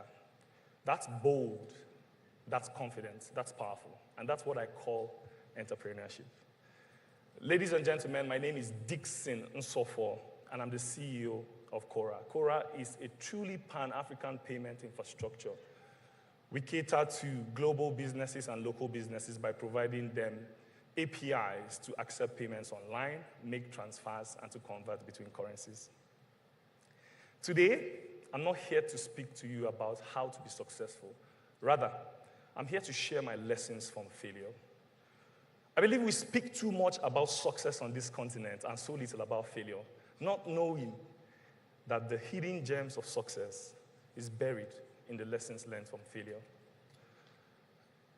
I have failed a couple of times, and today I'll be sharing my top 4 lessons in failing across multiple markets in Africa. I believe I'm highly qualified to do so because I have successfully crashed 4 of my other startups. So feel free to call me a professor in the Institute of Strategic Failure. Now let's begin. The first lesson I learned doing business in Africa is that we must rethink partnerships. We must rethink our leadership team. We must rethink our co-founder and partner relationships. We spend the rest of our life, or the chunk of our youthful age, worrying and thinking about who we'll marry. But then when we want to go into business, we think so little about it, not knowing that the decision we take could make or break our financial destiny. There's a perfect Bible verse that explains what the right co-founder or partner relationship should be. And it's taken from the book of 1 Samuel 18, 1-4. That's the relationship between Jonathan and David. Chapter 1 speaks deeply about how they are one in spirit.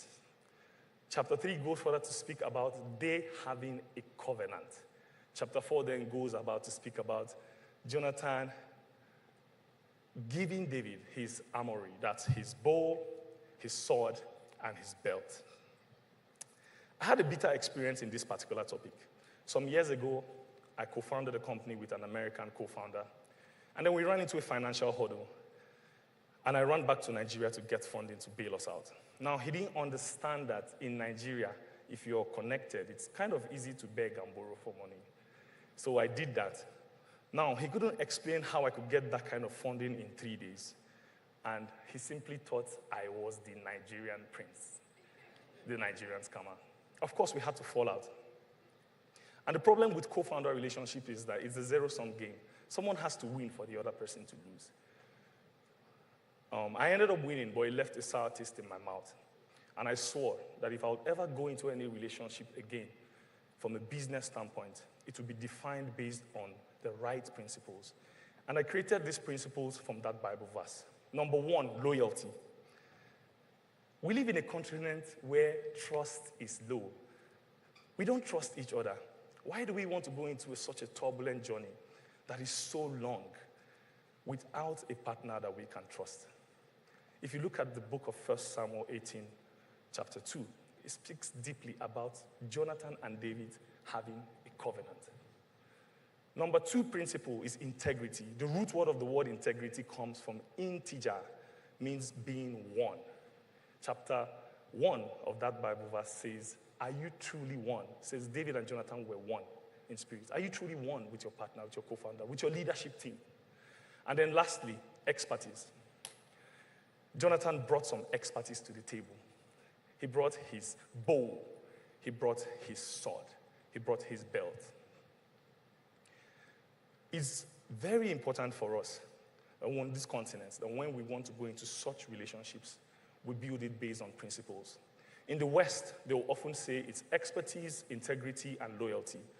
But from my little experience here, I believe it's loyalty, integrity, and expertise. This brings me to my second point. Apprenticeship over being self-made. I strongly believe that the institute of mentorship and apprenticeship on this continent is slowly dying. For a lot of us in this our generation, the act of service towards leadership is something we are no more patient for. In fact, in this our generation, instant gratification takes too long. Across Africa, there's been a system that has worked. It's been here for hundreds of years. It has proven to alleviate poverty across multiple communities, especially in the eastern region where I'm from. And it's called the Igbo apprenticeship system. Boy. The Boy The Oyebody apprenticeship system is a very simple process. It simply just means that a boy leaves his family and village and cleaves to his master in the city. He wakes up in the morning serving his master in the house and in the shop. He does this consecutively for 6 years. Upon completion of his mastership program, he gets settled in terms of goods or cash, sometimes both. Now, you see this singular act was what made the Igbos pull out after the war that happened in Nigeria. It's the single reason that the wealth has been quite evenly distributed in that community. My father was an Oyebody. All my uncles are Oyeboys. All my aunties' husbands are Oyeboys. 90% of my village are Oyeboys. You will barely find one family in my village without a multi-millionaire.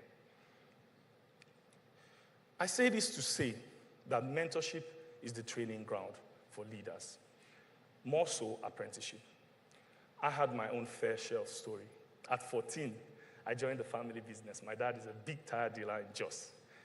And at 17, I became the assistant manager. However, my dad was so scared that I was so weak. In fact, his nickname for me is, "How will you survive as a man?" My mom agreed with him, and then they shipped me off to Lagos to come serve my uncle. I landed in Lagos, hot afternoon. Early Monday morning, I was having a dream that I was swimming. Just to open my eyes to see that my uncle had poured a cold bucket of water on me. By 6 a.m., I jumped off the bed, ran straight, cleaned the house, and dashed out to the shop. His shop was in Alaba International Market. And then I started my apprenticeship program. I served him every single day for the next 8 years. Of course, I had to go to uni and come back. But I served him for 8 years. That was the most defining moment in my life. He taught me how to be rugged and dogged. One of the best experiences I had is something we call Sahara. It means trade front running. Now, we are selling plastic in the shop. And God bless this customer. He comes in and asks for a car. I will tell him, sit down, eat rice and stew. I'll rush to the car dealer and tell the car dealer I'm bringing my customer. And then I run back, bring the customer, sell the car to him, and I've become a plastic and a car seller at once. It was such an amazing experience. So when I launched out my own business in importation, I did quite well. And there comes my second lesson in entrepreneurship or in apprenticeship. The fact that you're a master in a particular trade does not automatically mean you're a master in the other. So when I had failed enough in trading, I decided to come into tech. I just assumed that because I had spent 10 years doing this thing, I would automatically transfer that knowledge, but it wasn't correct. So when I launched this company, I spent the next 3 years going around in circle. I was just like a lost sheep. And then someone came and asked me, why is your startup not doing so well? Like this particular startup that is now, the biggest startup in Africa, or the latest unicorn that we have in Nigeria. I didn't understand that question at the time, but while I was reflecting, I understood the difference. The CEO of the largest fintech in Africa spent 15 to 20 years being an apprentice to a bank MD. He built systems that worked. He spent his time investing in another person's business. The latest fintech that just attained unicorn status, he spent a lot of time in one of the top fintechs in Nigeria. He gave his soul to them. Me, Dixon, Alaba, to fashion designer, to computer village, importer, exporter, cocoa water. How will I perform as good as them? There's no chance for me. Now, for our generation, I understand that you might not want to do the menial task of cleaning and serving your masters. But it's very important that we don't lose the essence of what the Igbo apprenticeship system was all about. It was a master's degree in 2 courses, mastery in character and mastery in competence. It's important for us not to lose those values.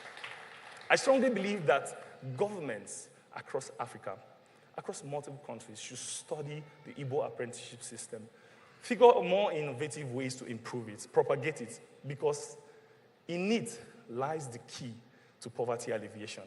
And if we truly want to unlock the locked potential in the bottom of the pyramid, it's important for us to understand it.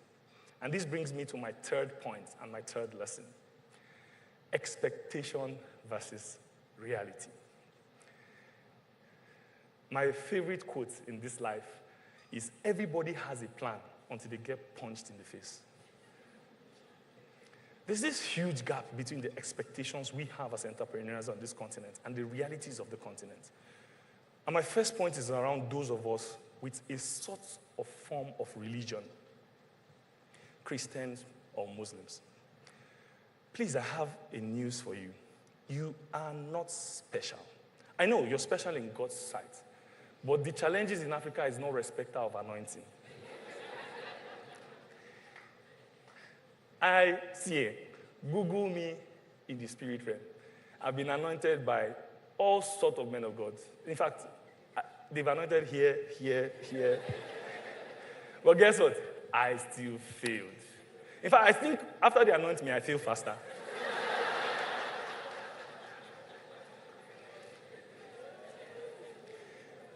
For those of us with faith, it's important for us to understand that the foundation of entrepreneurship and the principles are quite different from the principles of religion.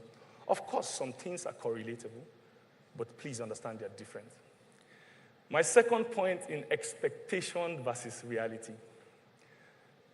Expect the unthinkable in Africa. I started an importation business some years ago. I got credit from my boss in China. He gave me $200,000. The exchange rate in Nigeria was 160 naira to $1. 3 months down the line, exchange rate goes to 420, settles at 360. Before, I was owing 32 million. Now I'm owing 72 million. The business died on arrival. As entrepreneurs in Africa, across every single country, it's important for us to understand the risk that we have with devaluation and exchange rates. Manage your expectation. Know how to manage the expectations of the people you lead and the people that work for you. Learn to manage the expectations of the people above you that you might have taken funding from. And this brings me to my third lesson on expectation versus reality. Never expect too much from any human being. I learned this the hard way. There's this simple thing that we all have in us. We use the standards we use to measure ourselves to hold other people accountable. As Africans in business, it's important for us to not do such great disservice to ourselves. I had this mentor at the time. I just graduated from uni. He even gave me an award as the most enterprising student. And then I dashed to his office to discuss this amazing idea that I had been working on. He was digitizing textbooks, putting them in a tablet, and selling them to schools. In fact, I had been anointed by one institution to do the project. Now, I called one of my friends, Juumoke, and I said, follow me, let's go to Kola. The deal is on, because the institution was about to pay me 88 million as the first tranche for the manufacturing of the tablets. We went to Cotonou. I selected a gold Range Rover. I needed to come back to Lagos to show everybody I have arrived. Fast forward, I'm still standing here today. 88 million, I have not seen. Gold Range Rover didn't come. 500,000 naira security deposit that I had paid because I wanted to pay full for the car. And my friend convinced me to pay just the deposit. I didn't get it back. Worst of all, I lost my own capital because I had been anointed to go ahead to do the deal. What changed? My so-called mentor had collaborated with the person that anointed me, and the deal moved off my head. At the time, I was pained. But as I got mature, I realized that that was the simple best thing that ever happened to me in my life. Why? Because it taught me 2 lessons. A pregnant person must learn to keep their mouth shut. When you are carrying ideas that can change the world and you know how to execute it, it's important that you communicate it to only like minds. Mary and Elizabeth, the angel told Mary to go to Elizabeth. When Elizabeth heard Mary's voice, her baby leaped. Who are you discussing that idea with? Did the angel tell you to do so? You only discuss ideas with people and friends that make your baby leap.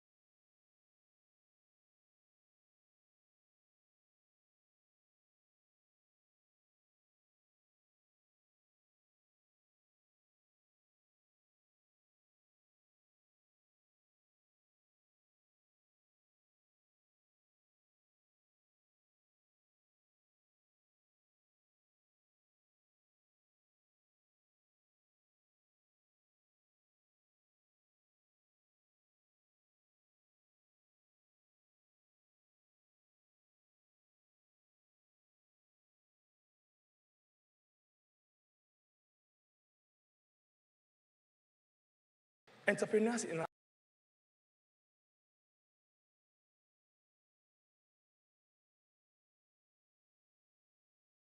entrepreneurship is a marathon. It's okay to lose in some battles, provided you stand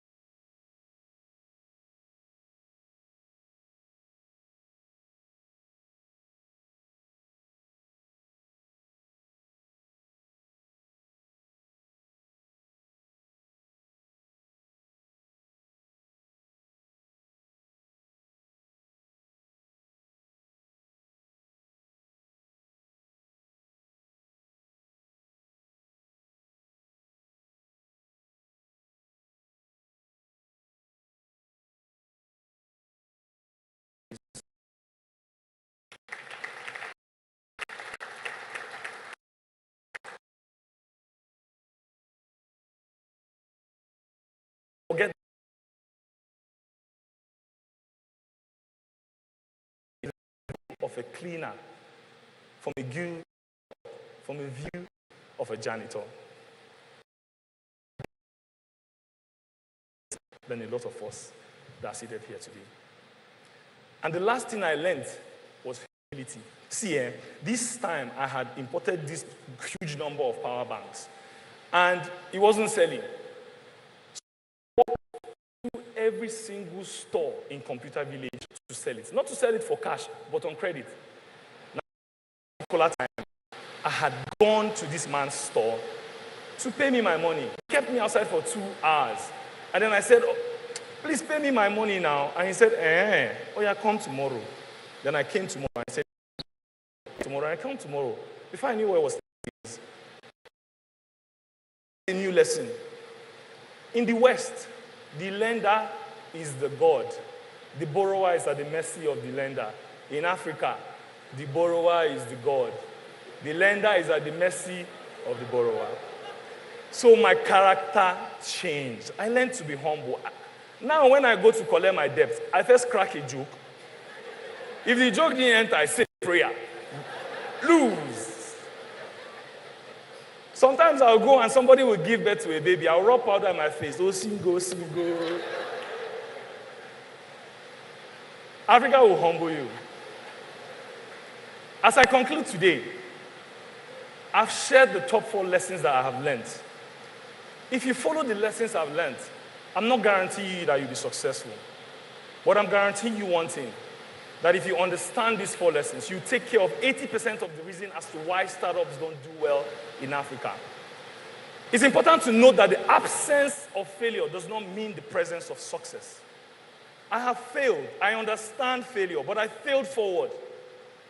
Africa must grow entrepreneurs that are ready to rise and embrace failure as a challenge, not as an identity, but as an important tool to nation building. For as many of you that are seated here, for as many of you that are listening to me from anywhere in the world, for as many of you that are passionate and care about the transformation of this continent, from a continent of consumption to a continent of production, continent of scarcity to a continent of abundance, from a continent of darkness to a continent of light, I have 3 words for you. Embrace forward failure. Thank you.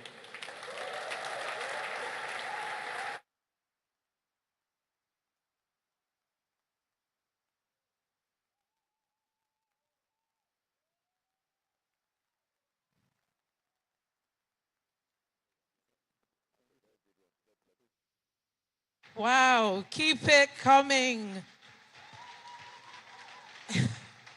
That was really good. Thank you so much for that insightful message.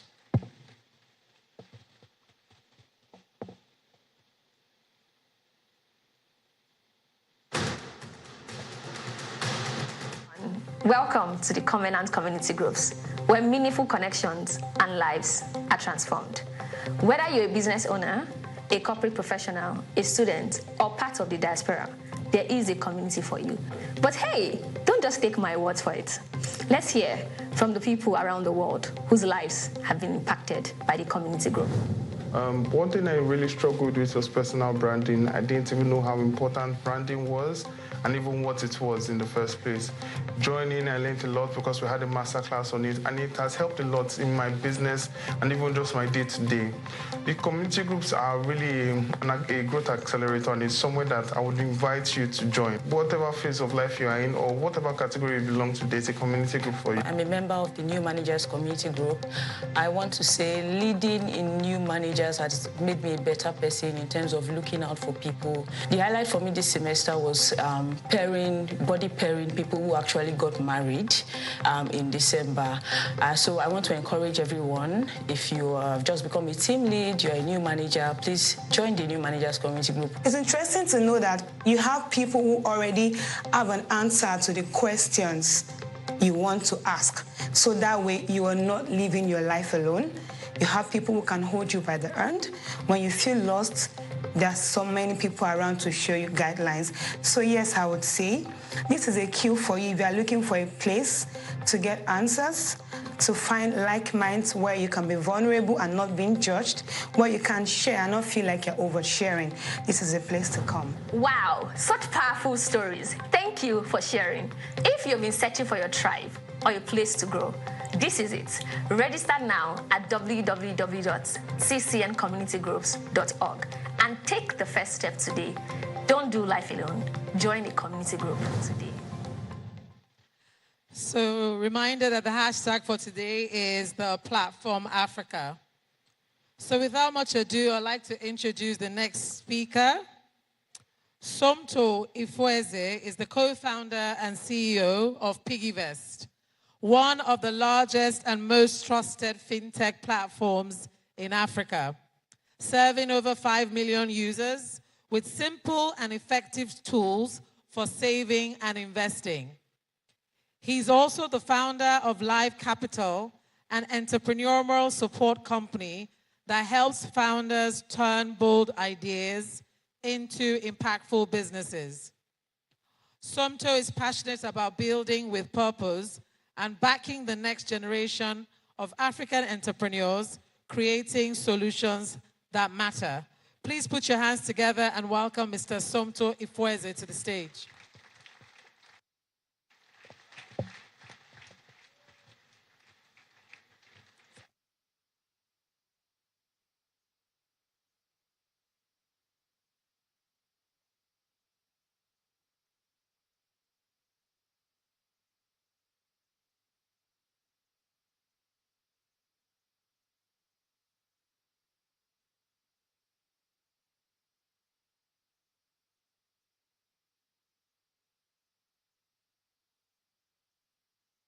Good afternoon, everyone.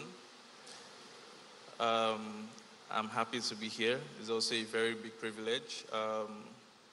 And I'm also very grateful. It's actually my first ever stage presentation ever. So thank you, Pastor Poju. Thank you for everyone. And thank you for the speakers. Today, I'm the fifth speaker, fifth and the last. So it's a serious challenge. Yeah. I'm also not here to motivate anyone. I think if you're not motivated already, it is well. Yeah. So I think I'm just here to kind of scare people, scare the young ones, and people who are trying to start. At least we're in a church, so yeah. I'm here to speak on entrepreneurship. From kind of a different lens. I'm also not here to talk about my story, so there's nothing about me going to be said today, just for today. So I want to talk about entrepreneurship, and I would summarize it, and I would actually talk about every example based on all the speakers that have spoken today, and talk about how they've actually applied what I'm going to say in their current lives, and yeah. So the first thing is entrepreneurship, I think, this is just me, is not what you do, but it's how you think. So I don't think it's based on action only. I think it's a way to think about stuff, right? And I think it's the act of creating value. And when we say value, I don't mean something necessarily of substance. I see value as anything that multiplies human effort. So I'm using this mic, and I'm speaking slowly or softly, and it's louder, and it's loud for everyone to hear. So this mic is of value, right? With a small muscle movement, I can enter a vehicle and put my leg in a pedal, do like this. I can carry 5 people from here to Ibadan, right? That means that car is of value. So value is something that enhances human efforts, saves time, saves resources. And people who create that value are simply entrepreneurs, right? So you don't have to have started a company. You just have to think about it from, am I creating something that can help someone improve their time, their resources, their efforts? Once you think that way, you are practicing what I would call, in this case, entrepreneurship. I just to bring the point clearly, is not creating a company, is not being a startup founder, is not being a CEO. It's more fundamental, right? It's not a career path. It's a way of thinking. And every one of the speakers, if you hear them carefully, their thought process is not first what they get. It's more like what they give, right? What they want to do, right? And that's what entrepreneurship is about. An example of a person who I would say is an entrepreneur, even though they don't have a business, can be a bricklayer, right? So they receive, let's say, 5K, and they turn that 5,000 naira into a wall.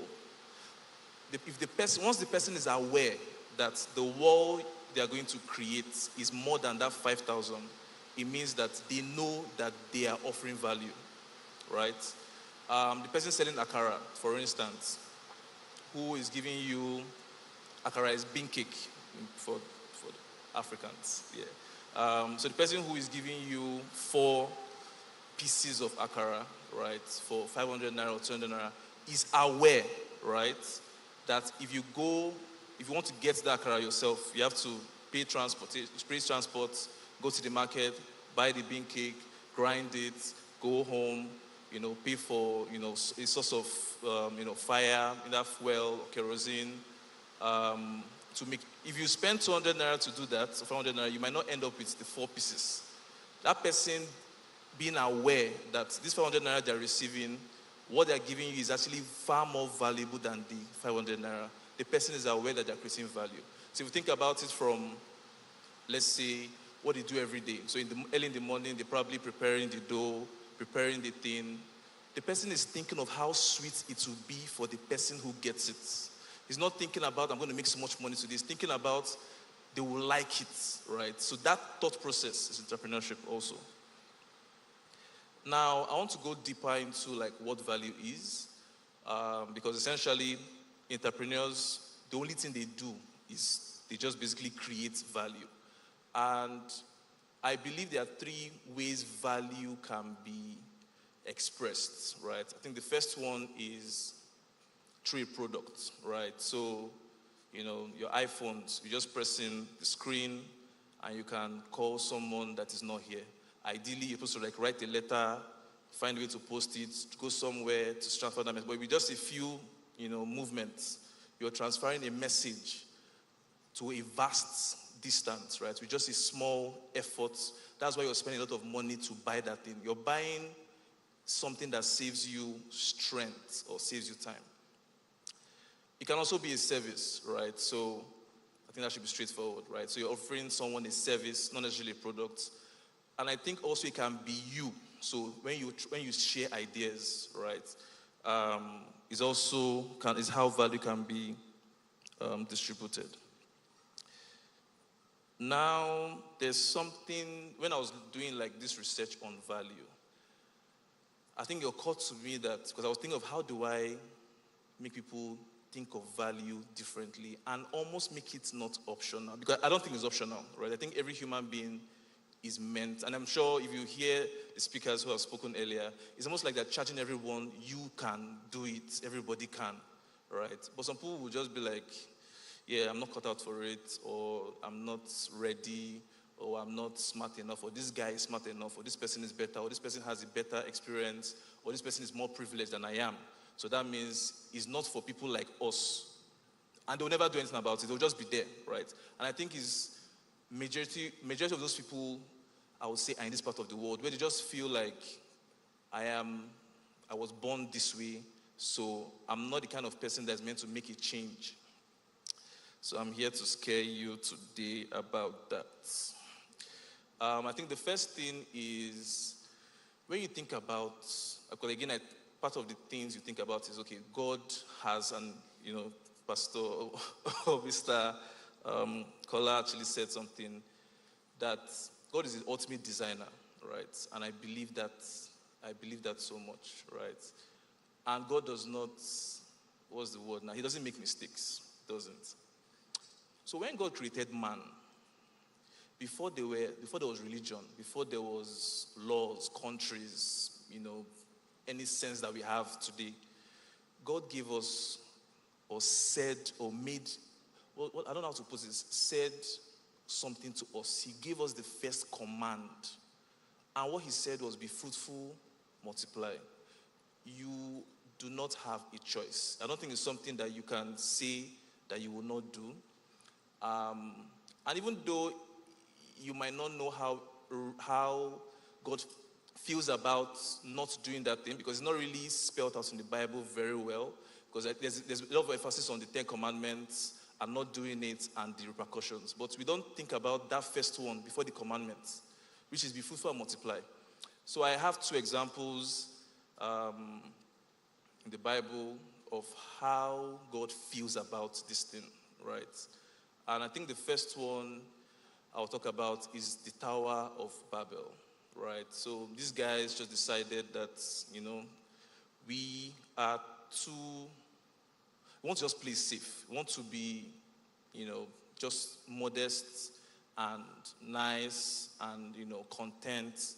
Let us build a castle, right? And stay here with our families and generations and just be here, right?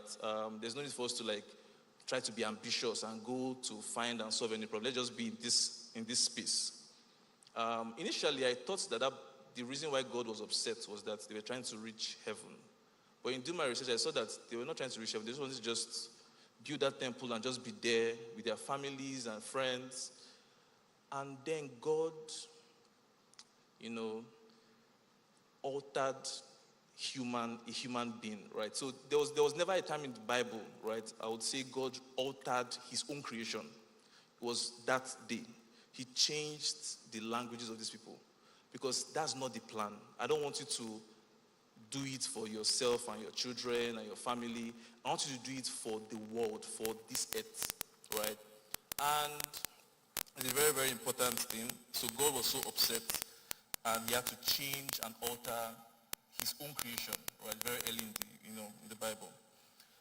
There was also a time in the Bible that is a parable, but you can get a sense of, God's disposition in terms of emotions when you do not obey that first command. And I think that's in the parable of the talents, right? So the 3 talents, the first guy got, 5 coins. The second guy got 2. The third guy got 1. And the first guy multiplied his own by 2. The second guy multiplied his own by 2. So that's 10 and 5. And the third guy was just being a nice guy. Just play it safe. I'm not going to lose your thing. I'm going to keep my master stuff safe and sound. And when he comes back, he's going to just get what he gave me. And God did not say, I'm praising these 2 guys that did good job and you just shift. God was actually furious. He was not normal. He did not have a plain emotion. He was actually angry with the guy that returned back what he was given, right? He called him wicked. And one of the times the Bible, said someone is wicked is like witchcraft. So when you don't multiply, you're a witch or a wizard. It's just straightforward. Yeah, it's direct. Yeah, it's just very simple. To humans, right, we think of it as preservation. But to God, is witchcraft, right? So very important terms.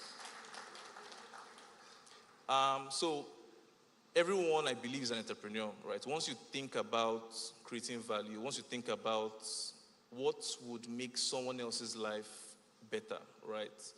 What will make someone else bigger? What will make someone else more resourceful? What will save someone else's time? I think that once you think in that way, you will come up with something, right? It's not your idea. I actually don't think that people have their own idea. I think God gives the idea based on your question of what does this person need, right? You will get the answer in form of an idea, right?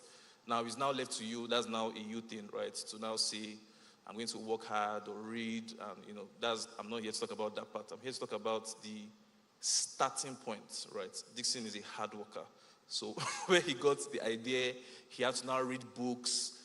That's a different conversation. But this is just even, what do you want to do next? Is it for you or is it for humanity? If it's for humanity, you're potentially going to create value. If it's for you, I don't know what to call it yet, but I think that's like closing a transaction closer. You're not an entrepreneur, right? So your question is, what am I going to do for man? And I'm not doing it because I want to, right? So sometimes we talk about entrepreneurs are resilient. It's because just that mindset of thinking of what to do for humanity means that if you don't do it, you keep seeing the problem every day not being done. And it's meant you cannot sleep, right? It means that your inner God, command is being triggered in your body back to back, right? So you will not have peace, right, as you're seeing that happen. I'll go to the different speakers and some things. I actually wrote a couple of things down, some things that actually resonated with me. So I think the first thing was when Mr. Zachary talked about Nokia and iPhone, and that's a very strong example of a particular team who at the time was solving a problem, but they did not interface with the end consumer. That means they did not know what they needed at that moment, or even what they would need tomorrow, because they didn't even know these people, right? And there was, in the midst of that disconnect, that crowd of people who had some problems, one of the persons there, you can call him, Steve Jobs, just felt like people should not be suffering, pressing buttons on phones to, you can imagine the stage, right? People can call now, but one guy is still like, I don't think buttons should be on devices. From a place of empathy, it's almost like people should not be suffering. And if you listen to him, right, talk about, the reason for why is that simple. It's just that he don't believe people should be stressed about that thing they're always holding, right? Does not think that the button should hook and not come out, or the button should spoil, right? It's almost like an obsession. Like I don't want the case where the button, the P has come out. So can we do something that does not have button? It sounds crazy, right? Because people are already, enjoying this small device already, but someone is trying to go deeper into making you, kind of more useless just using it, right? And all of us agreed. And how do we know we agreed? Because we bought it. We're all using touchscreen anything. Whether you're using, Techno, is most likely touchscreen, right? So that's a pioneer move. And that's because someone felt that human beings should not be pressing their phones, right? Nokia would not have known this because they were in their bubble. They were in their bubble.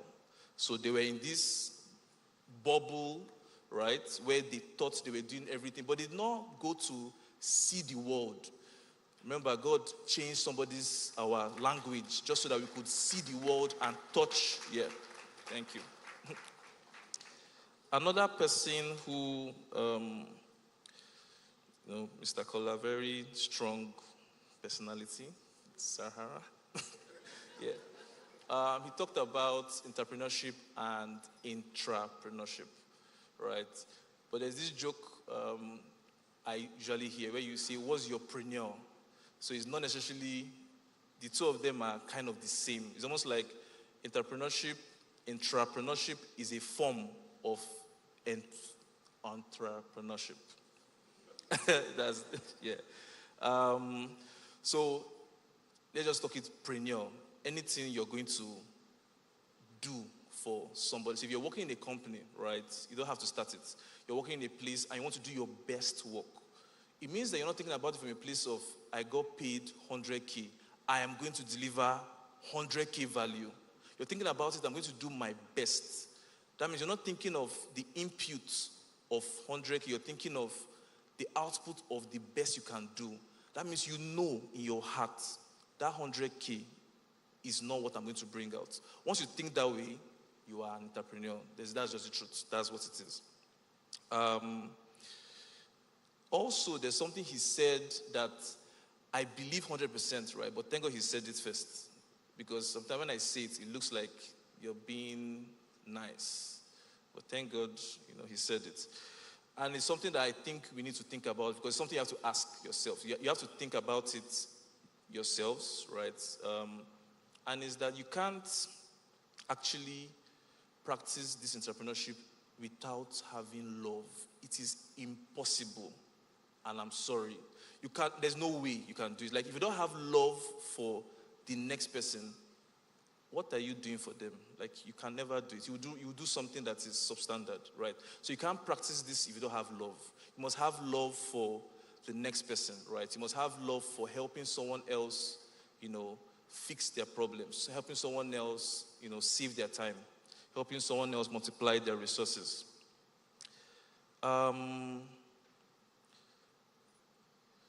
Then, Mrs. Flora, fantastic speech. I think I copied the most notes from you. Thank you. And I think from what she said, Africa's solution is entrepreneurship, right?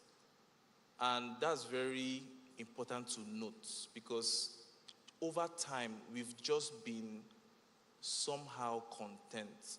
Like, we're one of the only people that we're okay with just the status quo. We're somehow content with anything we see, we can live with it. But that's Babel people mentality, right? You're not thinking about spreading and creating value.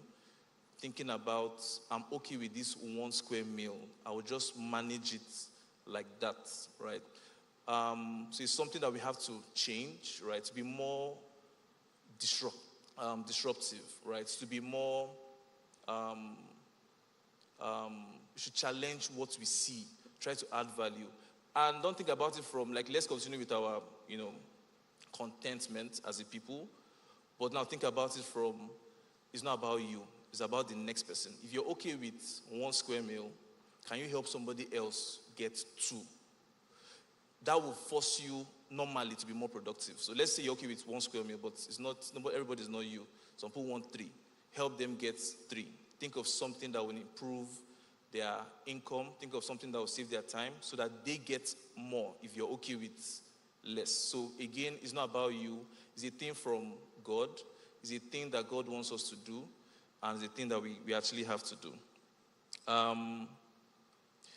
Some of the things she said was also very crucial. I want to use that as an example, right? So she said when she was, building out this business and this product, she noticed that hotels needed it the most. There's no way she would have known that if she did not have a communication of some sort, right? An information of some sort. And what does it mean for a hotel to have needed, the salt?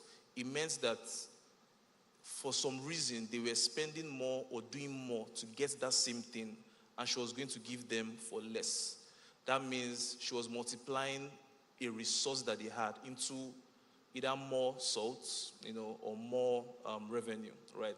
And that actually unlocked something for her, right? So entrepreneurship is only rewarding when you're able to transmit and transfer value. Yep.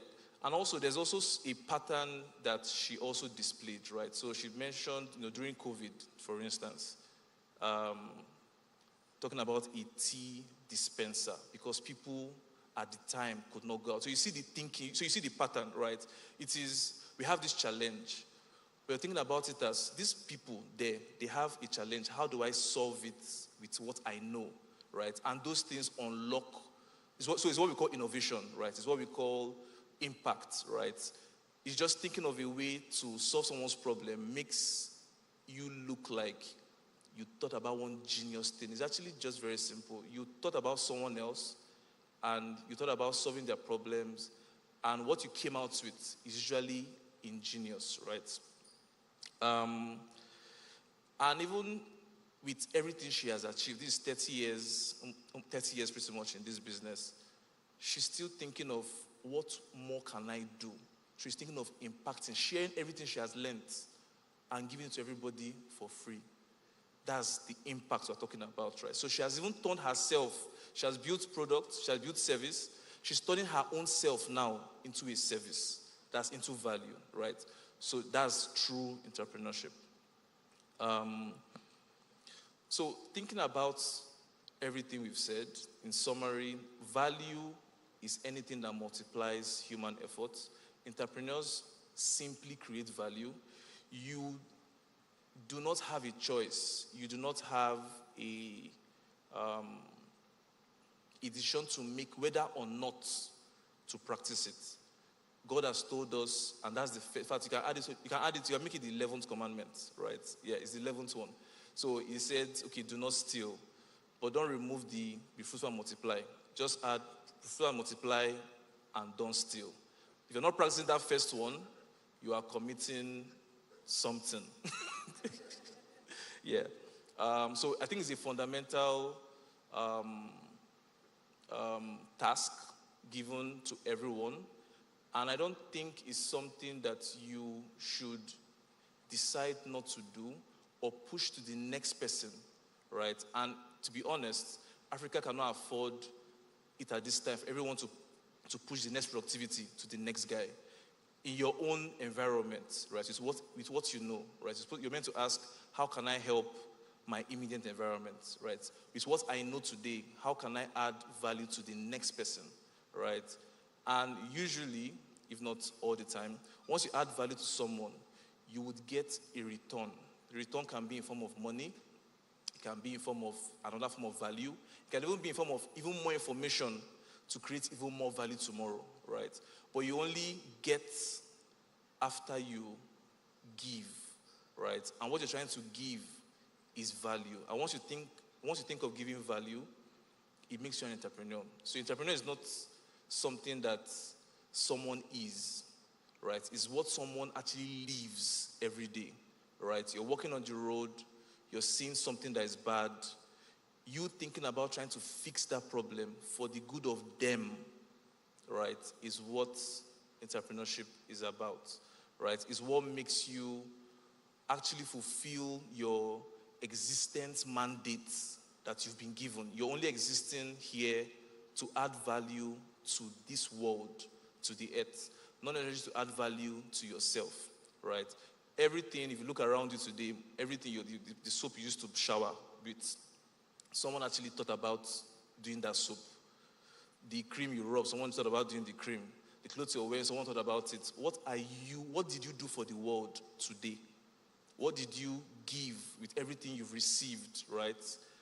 And I think it's a question that everybody should just ask themselves. Are you giving more than you have received today on earth, right? And if your answer is no, it's a wake-up call for you to stand up and decide to do something. And I don't think it's something that you pray about. So I hear people say, I'm praying for God to give me the idea to start. I don't think that's how it works. I think if you look around you, you will see what aches you.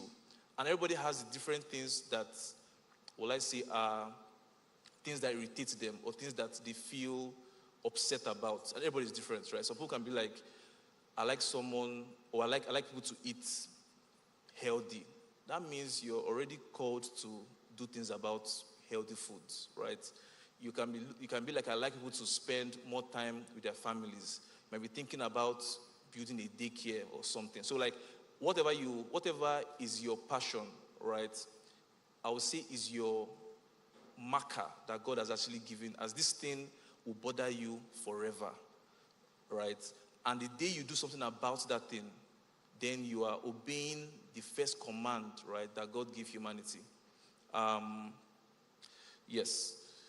So at the end of the day, the point I'm trying to make is think of entrepreneurship not as a job, right? Or as something you're going to do tomorrow, or as something that is for glamour or that will make you better or make you look better than any other person. Think of entrepreneurship as the act of thinking about what to do for someone, for your environment, not necessarily thinking about it from a point of benefiting you or your family or your friends, or of benefiting the next person that you're seeing, right? So sometimes it might involve doing a lot of research, because if your environment does not have the problem, you might have to do a research to go further to see, if that other part of the world has that issue, right? So you think about it from, your job is to find the problem somewhere in the world and do something about it. You can also do the same thing within an organization. So someone might already have that idea, right, or something they want to do, and they want you to join them to do it. You doing your best part in putting in your own self and maximizing, right, that thing they are doing is also practicing that spirit of entrepreneurship. And over time, right, you might see yourself starting your own. You might see yourself even going deeper in this person's own. Like, for example, the example is Microsoft, right? This person was employed as I think it was a business development person, right? They had a contract, a 5% revenue thing, and the person actually put in their life into it. Yes, now they are worth 100 billion, but the person was not thinking about it from, I want to be worth 100 billion here.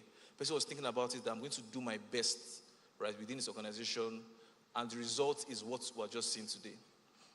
So I just charge everyone to think about entrepreneurship as something that you have to do more because God has said you should do it,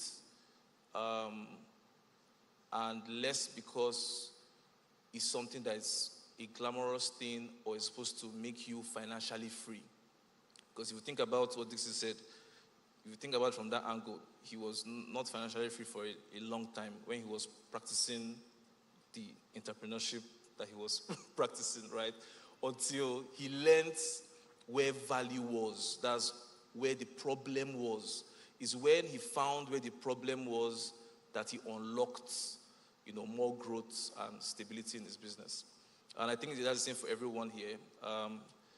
So I charge everybody today to focus on that, ponder on it, think about it from a place of, as I wake up this morning, as I'm awake and I'm breathing, with everything I've received today, what am I doing to give more? And not say give back. You're supposed to give more than you receive, right? So what are you going to give more? And once you start finding that answer, right, start nurturing it. That's the beginning of a new idea, a new life-changing thing for the other person, right? So that's my charge today for everyone. Yes, thank you very much.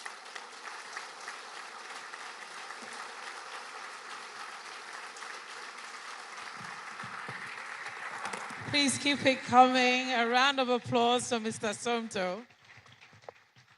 I mean, if you're going to start your first speaking engagement on the Platform Africa, that is really something. And just a reminder for everyone that we have the platform on June 12th. Please mark that in your calendars and in your diaries. It's going to be exciting. Please continue to clap for Mr. Somto. Thank you.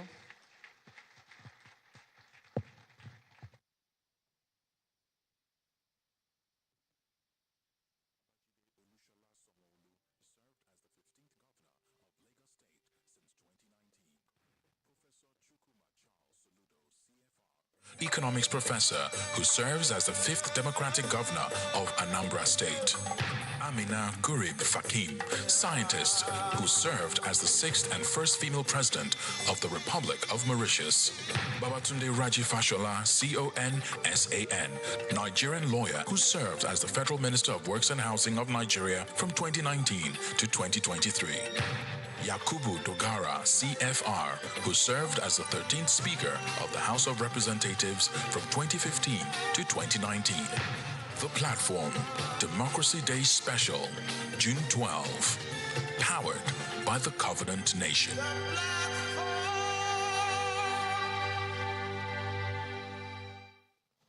Wow, you are all welcome back to the Platform Studios, and it has been such an insightful, powerful time here at the Platform, even across all of the conferences, the one on entrepreneurship, public office holders, and women in leadership. We're beaming live to you from the Covenant Place to Gomo, where we've had 5 powerful sessions on entrepreneurship from our speakers across board. And my mind has just been going on and on. My notes are full, but I have Ore still here with me in the studio. And Ore, I want to ask you, what were your highlights from those sessions? Wow, thank you so much. The sessions were so powerful. I can read them out. Vet partnerships like you vet a marriage. Beware of changing variables when building business models. Mentorship is a key ingredient of success. Be compliant. A pregnant woman needs to learn how to keep quiet. Start small, go global. Build love-driven products and services. There are a lot of things we are praying about that discipline will take care of. Illusion of entrepreneurs is that the products that are being built are for themselves, but the evolution of their products is largely determined by the customer or the consumer, and build good alliances. These are just some of the highlights. Your own takeaways that you're going to go work on. And I'm still ruminating, I'm still thinking and chewing on it. So much was shared, and I think it will just meet different people in different places where you are. For some of my notes, one of the first things was about entrepreneurship, about creating value and not just making money. Many times you feel, you know, you've not gotten a job, you've not gotten anything. Let me just go and start business. You know, sometimes as well, it is a need, your personal need, that might lead you into the next thing that you do. But even then, you must understand what value are you creating for your environment. And I like one of the speakers that said, failure should happen to you and not in you. That is so powerful when you don't make failure an identity. Because like you said, Africa will humble you, will shake you before you rise. You know, you might just feel like, oh, I failed once, twice, maybe 5 times. And then you just think, I can't do this anymore. But it should happen to you and not in you. And there was something the last speaker said. He said, you don't need to own a company. You need to own your mindset. He was in his notes. And I thought that was so powerful. Because if you have a company, but you don't have the right mindset, you would end up not having a company. So it's always that thing where they say, work more on yourself than even what you're trying to do in working on the business. Because the more that you work on yourself, automatically you will work on the business. And I also wrote here what Pastor said when he opened. He said, Africa is rising. The potential is limitless. The continent needs you. So I've merged different people. Someone said the continent needs you, saying, make me better. Many times we complain and complain, but your complaint might be the opportunity that you need to fulfill to then meet your needs. It's like a cycle. It's like a cycle. So for everyone watching this now, people have heard different things. What will you say is one thing they should do, a very strategic action point to go back home and implement? I think the SI unit of the mind is thought. And it's, first of all, to re-listen to this, especially if there was a session that struck you strongly, then you need to go back. The action points, immediate action point is that you listen to it again so that it can deepen. That's what I would say the first thing is. Then the next thing is whatever thing pops out from that is an action to take. It could be reading books. It could be starting something. It could be the courage to fail forward. It could be different things. So whatever that thing is, it is peculiar to however it hits the person.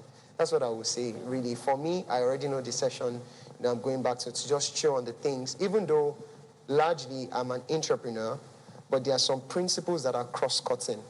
You can take it on because it's how well you serve someone you are under that you will manage your own when it's committed to you. So I think that's it. Thank you, and I love what you've said, because I was just going to say, depending on what summit you've watched, it would be good to still go back to the other summits, whether it's women in business, the entrepreneurship, the office holders, to also listen across board, because just like you said, the principles cut across. So you might be an entrepreneur, but you're a woman.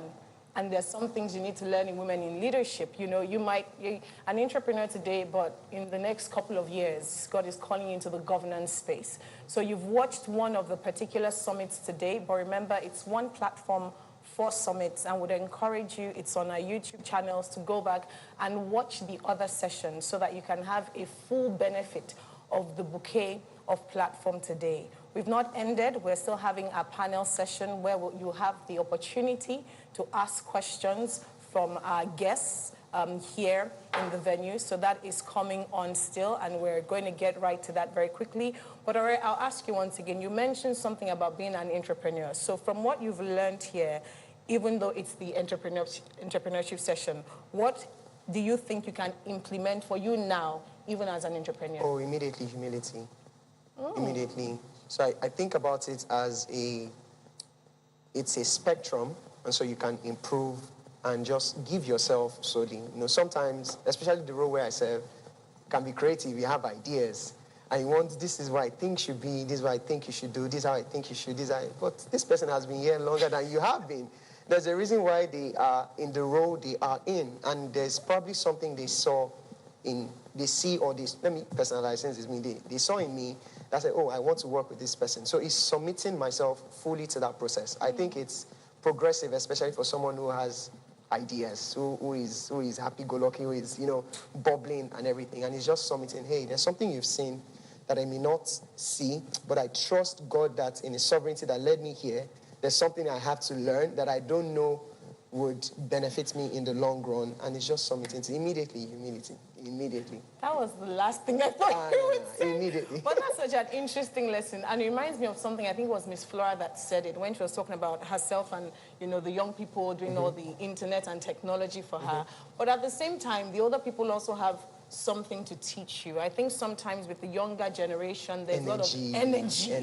There's a lot of knowledge. Yeah. We know this. I can write the article in 2 hours. Meanwhile, it took some of us 20 days to write a simple article. Yes. And so that place of submission and learning, that even if you have all of the tools and all of the energy, there is still something all generations can learn from one another, which also leads to, I think was Mr.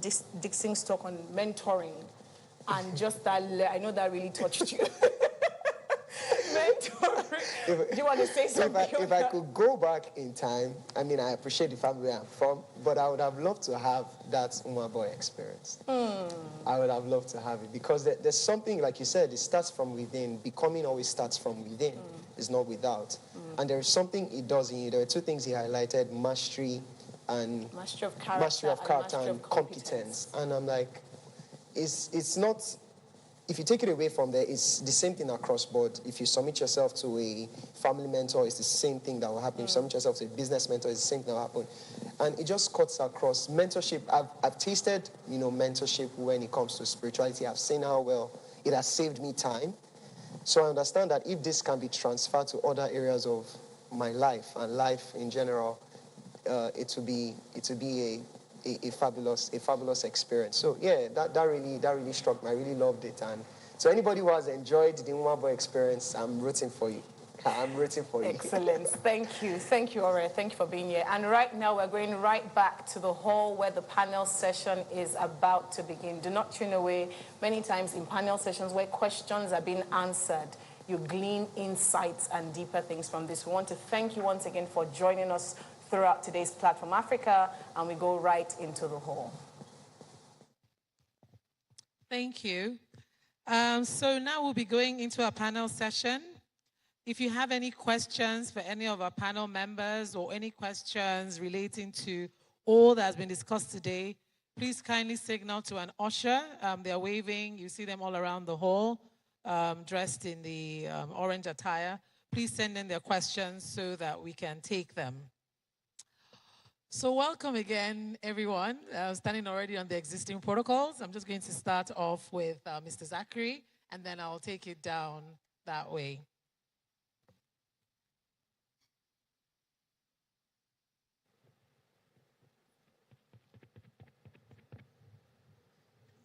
Okay, Mr. Zachary, you mentioned that you've launched mobile networks in both stable and volatile regions. What has it actually taught you about doing business in Africa, where people think is chaotic, you know, and how can you turn uncertainties like that into opportunities? Very interesting. Okay, so I've built networks in Lesotho, in Botswana, Zimbabwe, Kenya, Burundi, Nigeria, New Zealand.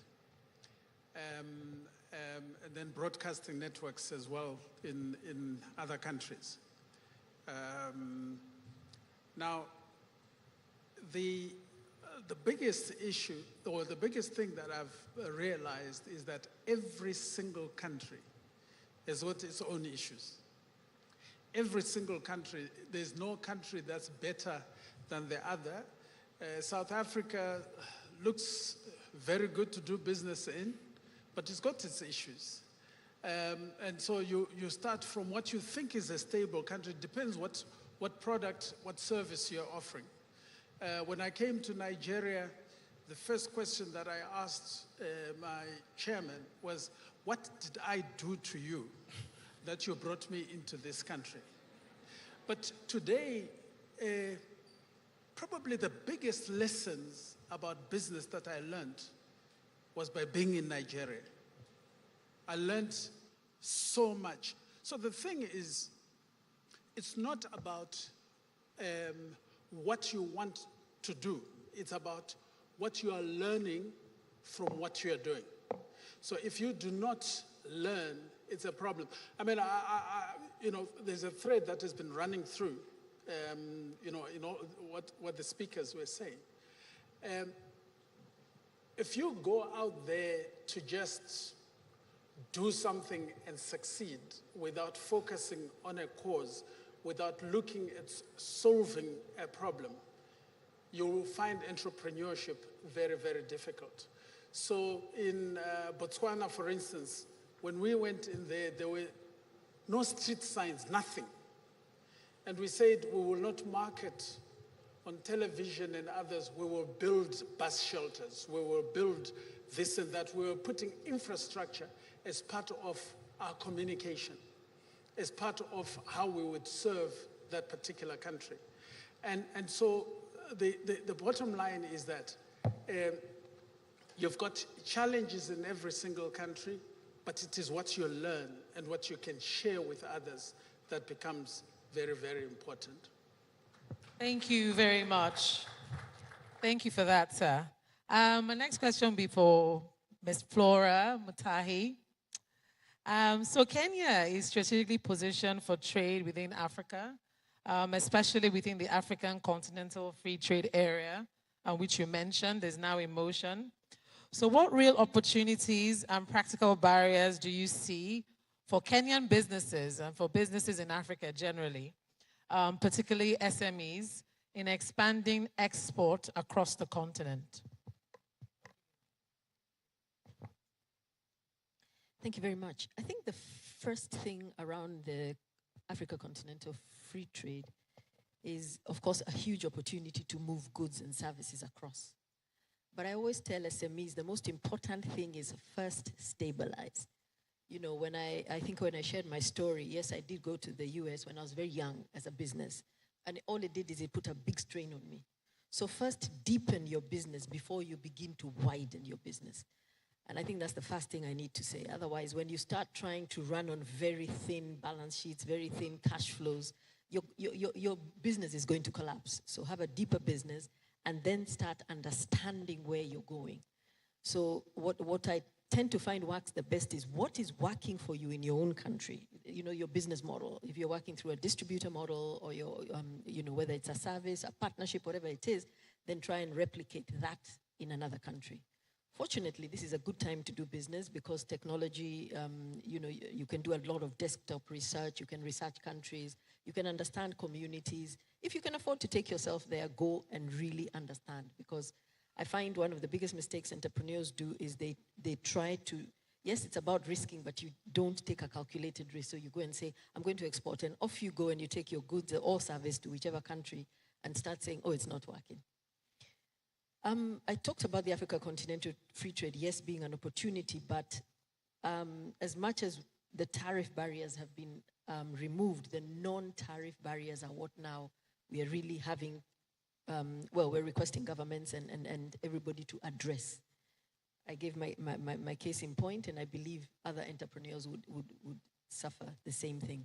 Opportunities, anything that you can move from your country to the neighboring country, you're getting a bigger market. Obviously, you've got to study and see whether there's an opportunity, because today it is not it's about what does the consumer want. So if you have something on the continent that you can give another person, map out a proper business model, and you'll be able to, you'd be able to take it across. Because like I say, Africa has got to stop using our hard-earned money to go and buy products that have been built, from us to them and back to us.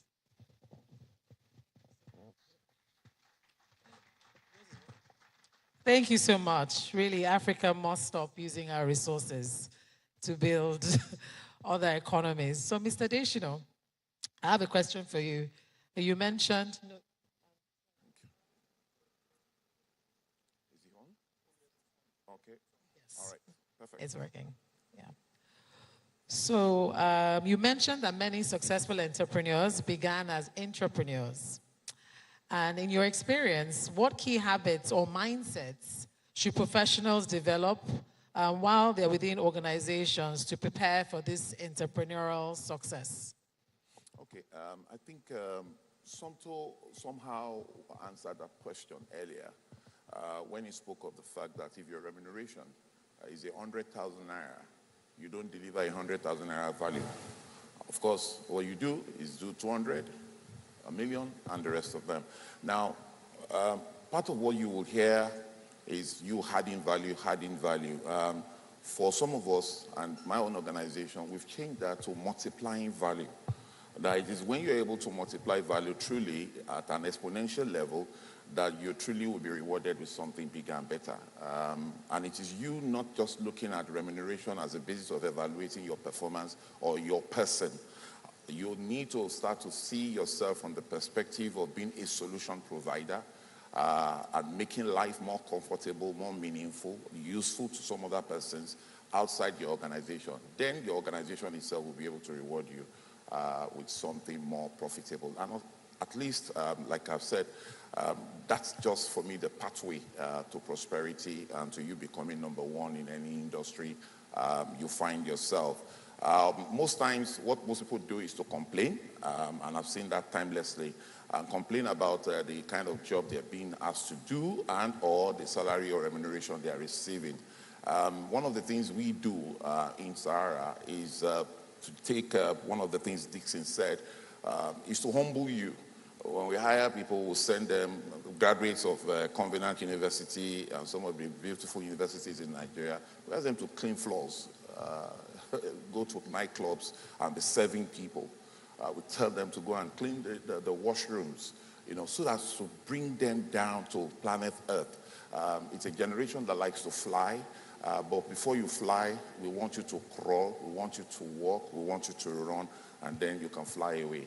So that's the mindset that needs to be ingrained in each and every one of us. All of us seeing life from the lenses of me multiplying value to whoever I'm communicating with.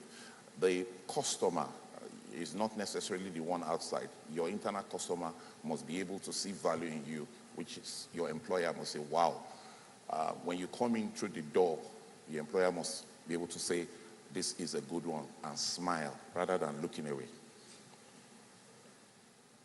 Thank you so much. So see the value that you can extend to others. So moving on from the conversations Mr. Adeshina started, I'll just move on to Somto because it kind of dovetails into what you mentioned already about the Oyebody system that is available within the eastern region of Nigeria, right? So now you've gotten it, you've decided you want to be an entrepreneur, you're an entrepreneur, right? But how can you access funding? I heard when you mentioned you had a partner and then, that didn't quite work out. But many people would like to hear from you what you think will be the best approach to be able to access funding as an entrepreneur. Test. Okay. Firstly, Mr. Kola, I need to say that I'm not the only one that went to Convener. Somto went to. So when you drag us, you are dragging two of us. So I have to drag you in.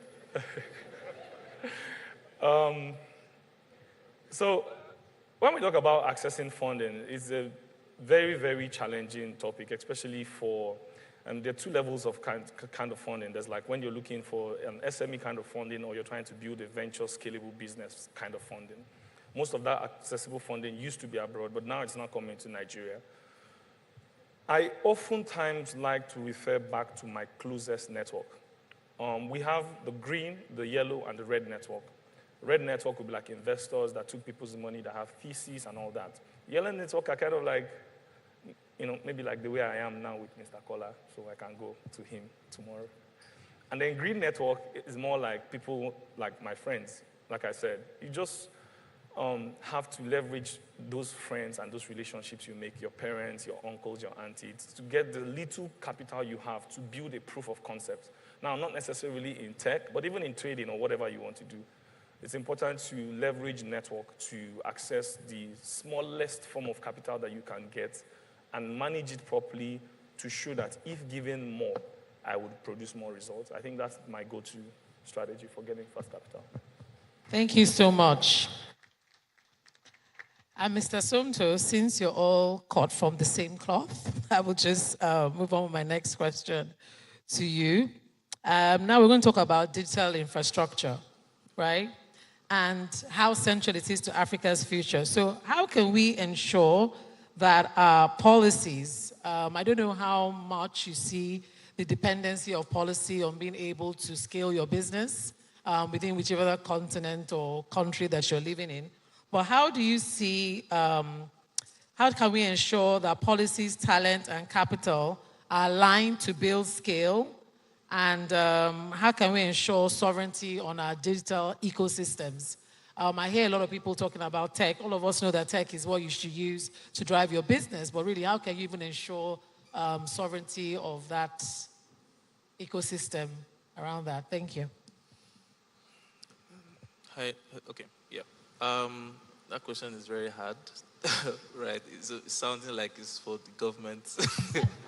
Yeah, but like I would try and answer it from a receiver of the policy. So I think on my wish, right? So obviously policies are designed to either enable or regulate operations of a given entity, a business or an institution. In tech, I think I'll just focus on in a Nigerian context, right? So we actually have great policies here, right? That has enabled tech, fintech. That's why Dixon is everybody's doing apps now, because the policies are favorable to spark, innovation among young people. It's almost like the policymakers just allow us to explore, right? When your stuff now becomes a thing, they would knock and say, all right, we're here now, and how can we, make sure this thing is benefiting Nigerians or Africans, and how, again, they also think about how to protect data. Nigeria has a very solid data protection agency, a very solid one. So there's policies around data protection, which is solid. There's data around attracting investors in this market, which is also solid.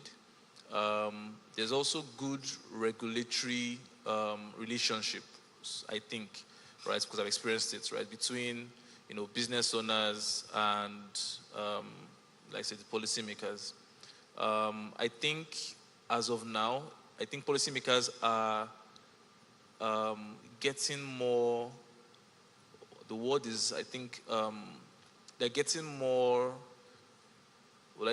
used to hearing and learning from what, entrepreneurs are doing or people who build enterprises are doing, and see how they can help and benefit us, right?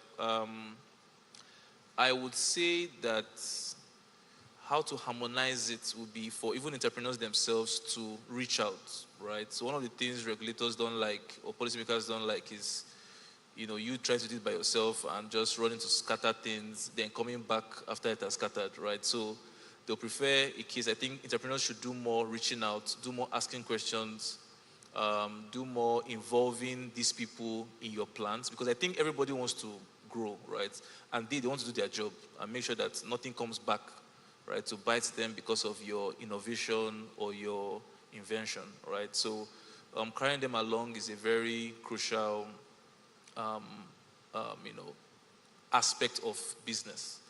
And also, even for customers, right? Because again, the role of policymakers and regulators is to protect customers also, right? So making sure that what you're doing is protecting the lives of customers and it's not causing harm, today or tomorrow, right? Would involve you doing a lot of,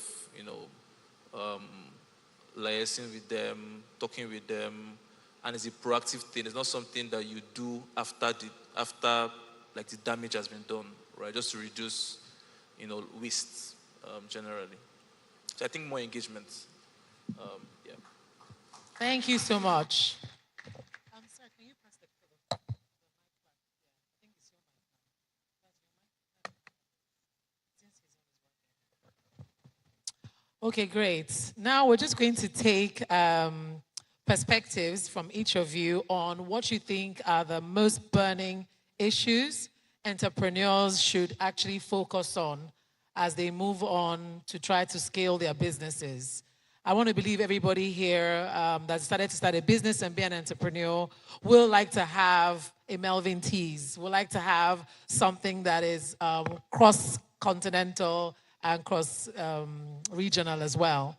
So from your own perspectives, you've all shared a lot, but we'd like to hear from you what you think are the most burning things that entrepreneurs should focus on. So ma'am, we'll start with you, the Melvin T girl, and then we'll take it that way as well. Thank you.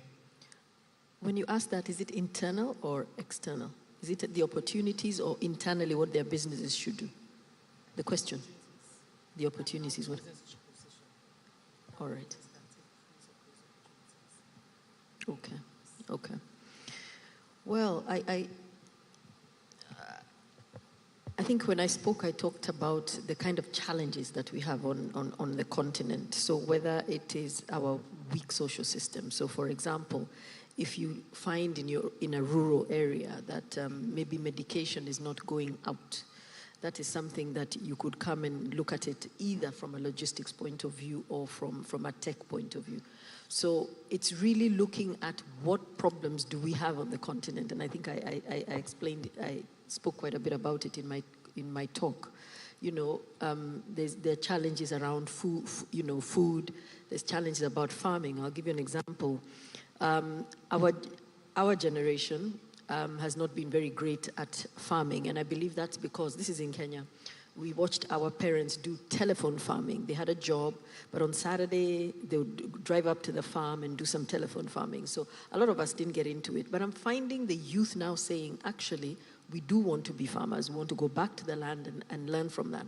And I've seen a lot of tech companies come up with solutions where, and actually, like he said, it's an enabler, where you can actually, take your soil sample, show what is around in your area, and people who have mapped out what you can do, what kind of yields you're supposed to be getting, fertilizers. They can actually tell you in your area the fertilizer that you're being challenged with is exactly that. So I think it's really looking at where there's a problem, but the most important thing around getting the problem is to also make sure you have a passion to solve the problem.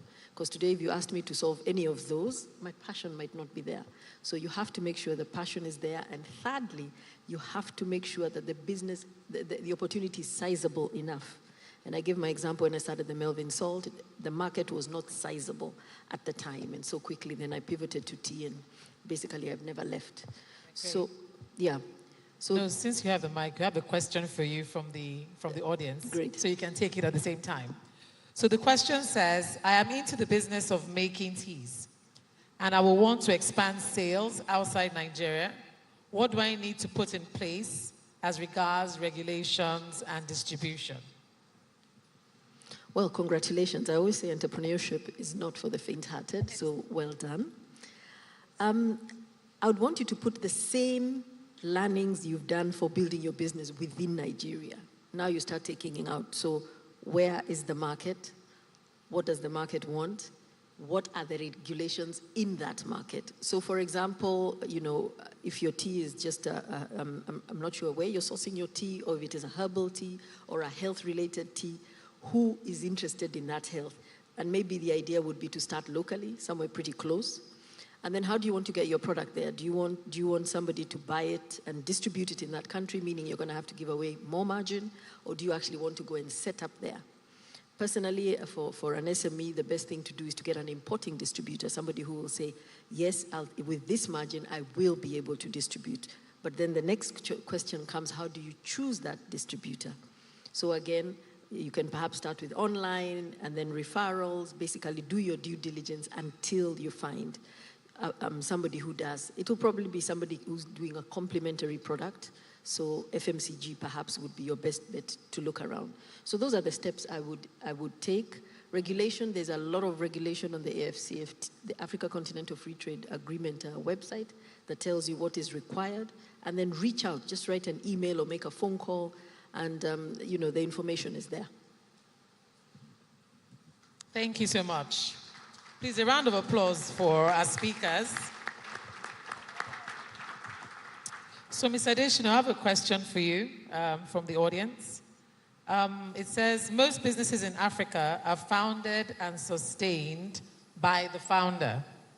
How do we build businesses that last generations after the founders are gone or dead, that is business that outlasts the founder? Okay, thank you very much. First for me is how do you establish connection between your mind and the market? If there is no interface between the two, you will fail. So the idea will be from your mind, reading what the market is saying, interacting with the market. You come back to your mind, come up with a solution, join up with partners, friends, with like minds that would enable and facilitate those ideas that you have. Now, in the process of getting other people onto the table lies the fact that you're not thinking about just your own time, your own generation alone. You're going beyond yourself to say, okay, I'm going to pass this torch, because life is a marathon, but a marathon run in a relay way. It's not a sprint. It's one that is going to continue, but it's a relay race as well. So you're going to now take that baton and say, hey, establishing partnership, establishing mentorship, establishing exposure, learning from the young ones what they know, because they know far more, and then you offering your wisdom. The intersection of the two lies in sustainability and longevity. And one of the things you must consistently do, which I always advise wherever I go, is the fact that you don't know it all. The best of ourselves is yet to come. A lot of greater products are still coming we've not even imagined happening. Some of us are living in the moment today, and I'm sure if they take our phones from us, trust me, we'll feel like we are dead today. When most of us, the older generation, used to wake up, the first thing we do is to pick our Bibles to read. But today, the first thing you pick is your phone. And then you go through and all that. The way I've always seen life is in terms of the priority of man. The idea from Abraham Maslow was that food, clothing, and shelter represent those things we need. Today, data is number 4, and for quite a number of people, data is number 2. If not for the fact that they have to eat to survive, probably data will be number 1, you know, to be able to use data. So the idea is really, for me, finding the right set of people, very few outliers within the organization that possess the human nature, the skill set to be able to nurture excellence, facilitate progress, and encourage those who are weak to become strong. That way, you truly will become generational. It is you giving shares to them as well. Because if they don't have a stake in the game, they will think, hey, what's going on here? I'm just doing it for this person. So you need to have a policy that guarantees shareholding for the best of people around you. And like I usually will say for those of my mentees around, until the best of us lead the rest of us, we're going nowhere. Is how do we find them? Let's give them the baton. Thank you so much. Thank you. And now for Mr. Dixon, we have a very interesting question here for you. I'm going to read it through. It's a bit long, but I think you get the main points. So the person says, I've had my own share of failure through partnering with my husband in business. And I understand that loyalty is part of principles to look into when entering into a partnership business with anyone. My question and serious concern is this. Is it advisable I continue with such partnership business with him, my husband, where loyalty is far-fetched from him as he sees my expertise as oversabi? Sincerely, I'm at the verge of losing it, and I sincerely want to pull out and start a business with a new name. Thank you. For Mr. Dixon. First of all, I'm not a marriage counselor. Anything I say here cannot be used against me in any court of law. Okay, one of my mentors, our mentors, Charis, Cosmos Maduka, ran a very successful business with his wife. And when he spoke to me one time, it was run on the foundation of trust. And you've heard him speak a lot of times about how much he trusts his wife. He will go to bed and let her make every key decision. Now, that's that particular marriage. There are some people that are married to, like I said, the arrow that flies by day. I really do not know how to advise this particular person because there's a huge conflict between love, kids probably involved, business, finance, and I would just say what I would do. I'm not saying you should do it. Now, when the fabrics of trust is broken in business, that is no more a business. I would not be in any partnership for any reason, even if it was, like if I didn't also trust myself, I'm not even talking of my partner, myself, I won't do the business. So personally, I would let go. And that's what, in fact, a ton of reasons why I failed a lot of times is because I let go. So I would probably let go and bless the person to go ahead and take everything. Because now we're talking about love, marriage, kids, very deep roots there. And you don't really want money coming in between that.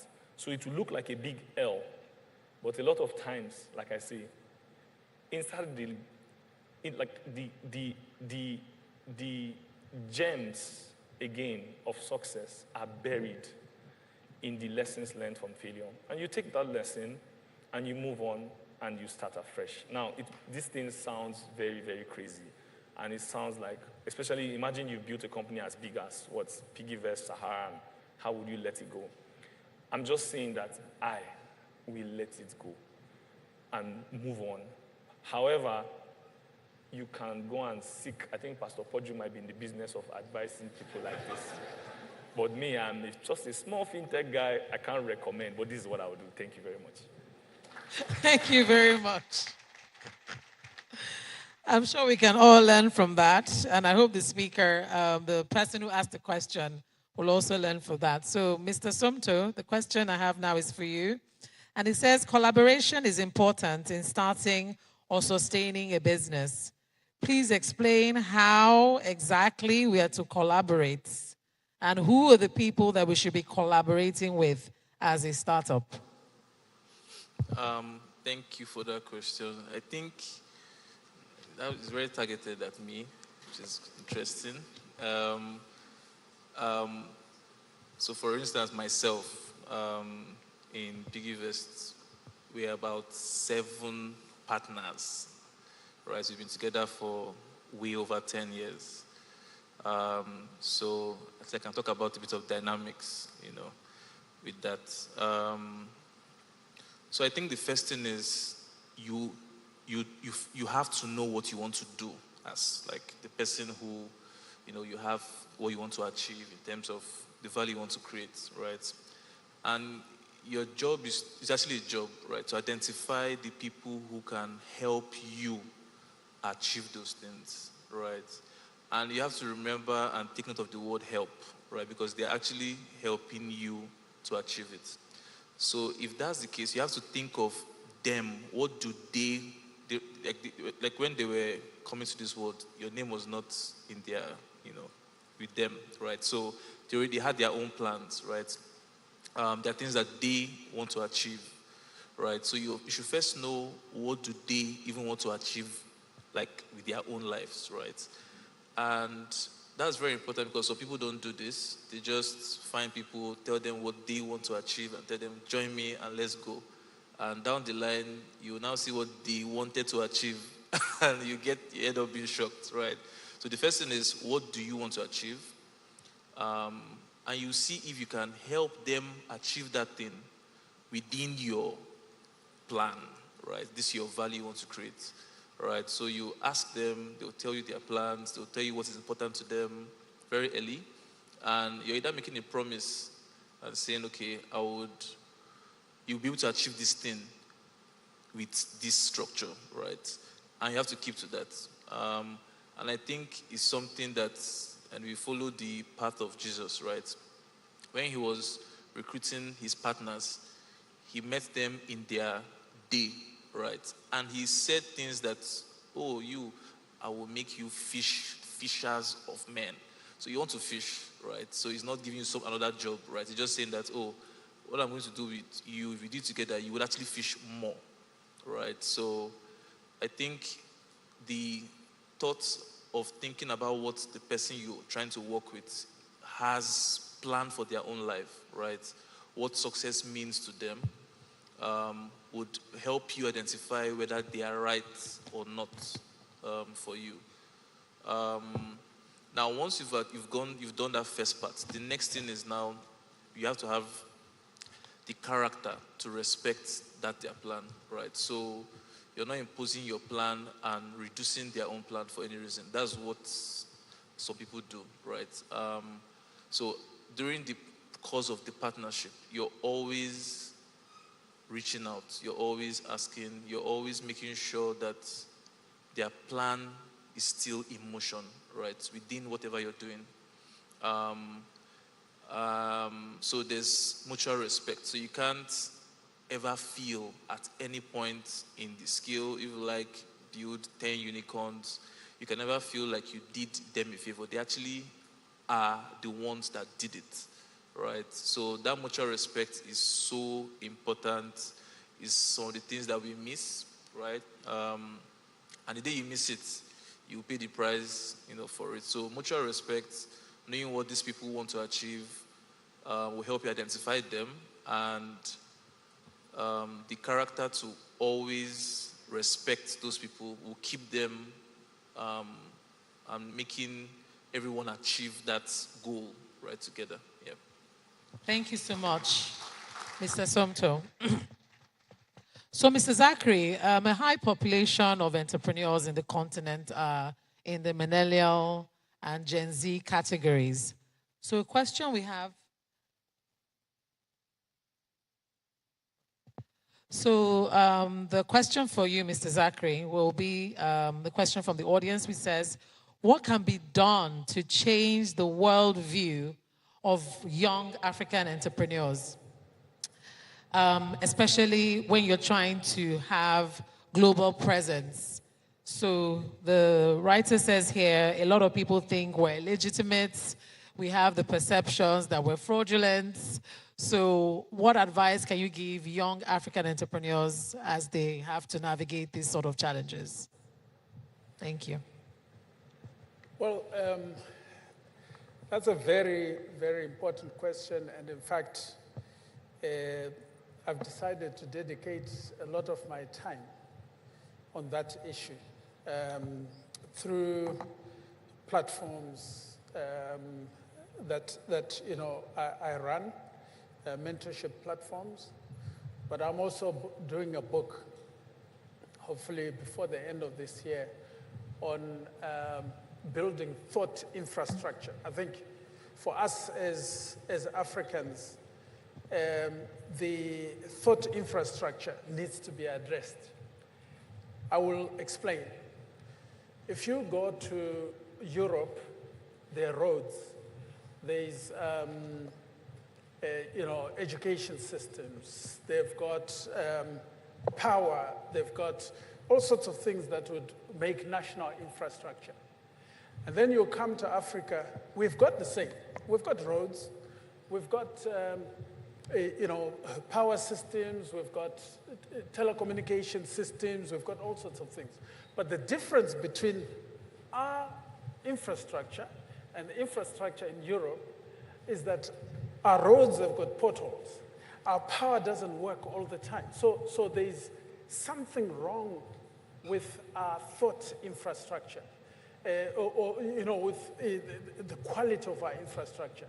So the issue now, which is the challenge that I have, which I believe we have to address, especially when you're talking to young people, is what forms your thought infrastructure? What is your attitude towards the things that are there?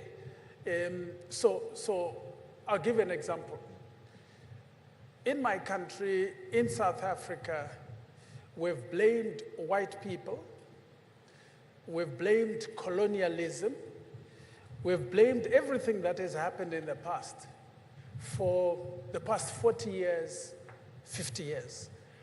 The question is, for how long will we continue to blame colonialism and all the other parts of history that impoverished us or disadvantaged us?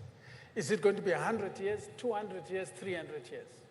We are at that stage where we need to start addressing issues and have a thought infrastructure that says, you know, I'm no less than the person that is in Europe. I'm no less than the person that is in Asia. If you look at India was colonized, just like we were colonized. Singapore, the Asian tigers, all of them were colonized. Even the British used to be under the colonial rule of the Romans. But they've changed their narrative. They don't talk about that anymore because they've risen to a point where they are determining the future of what they do.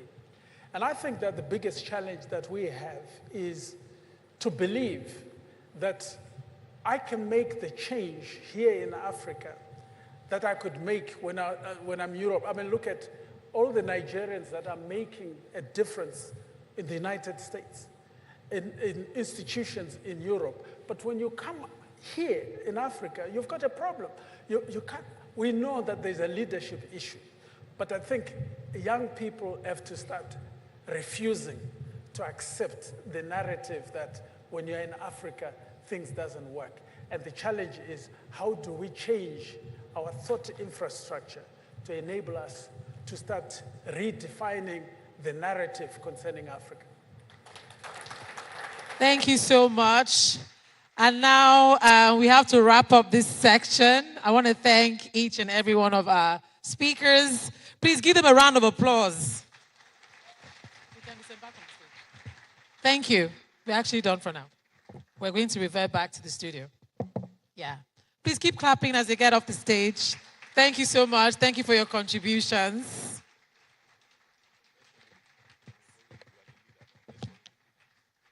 Not quite.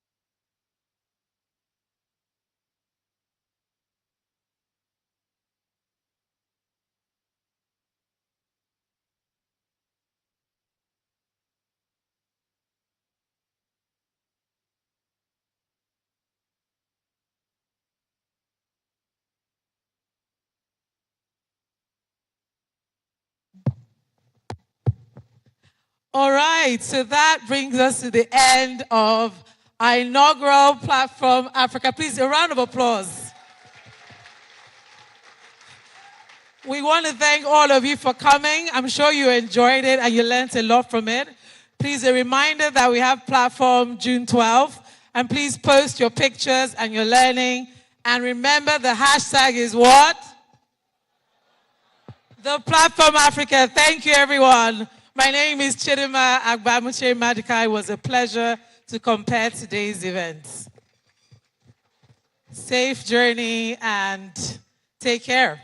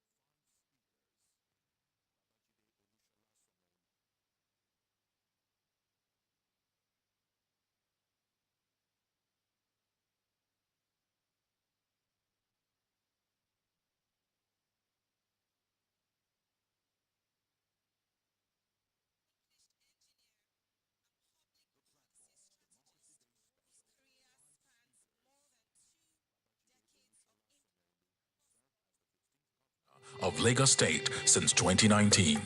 Professor Chukwuma Charles Soludo, CFR, economics professor who serves as the 5th Democratic Governor of Anambra State.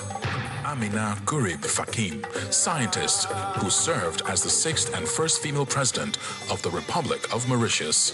Babatunde Raji Fashola, CON-SAN, Nigerian lawyer who served as the Federal Minister of Works and Housing of Nigeria from 2019 to 2023. Yakubu Dogara, CFR, who served as the 13th Speaker of the House of Representatives from 2015 to 2019. The Platform, Democracy Day Special, June 12. Powered by the Covenant Nation.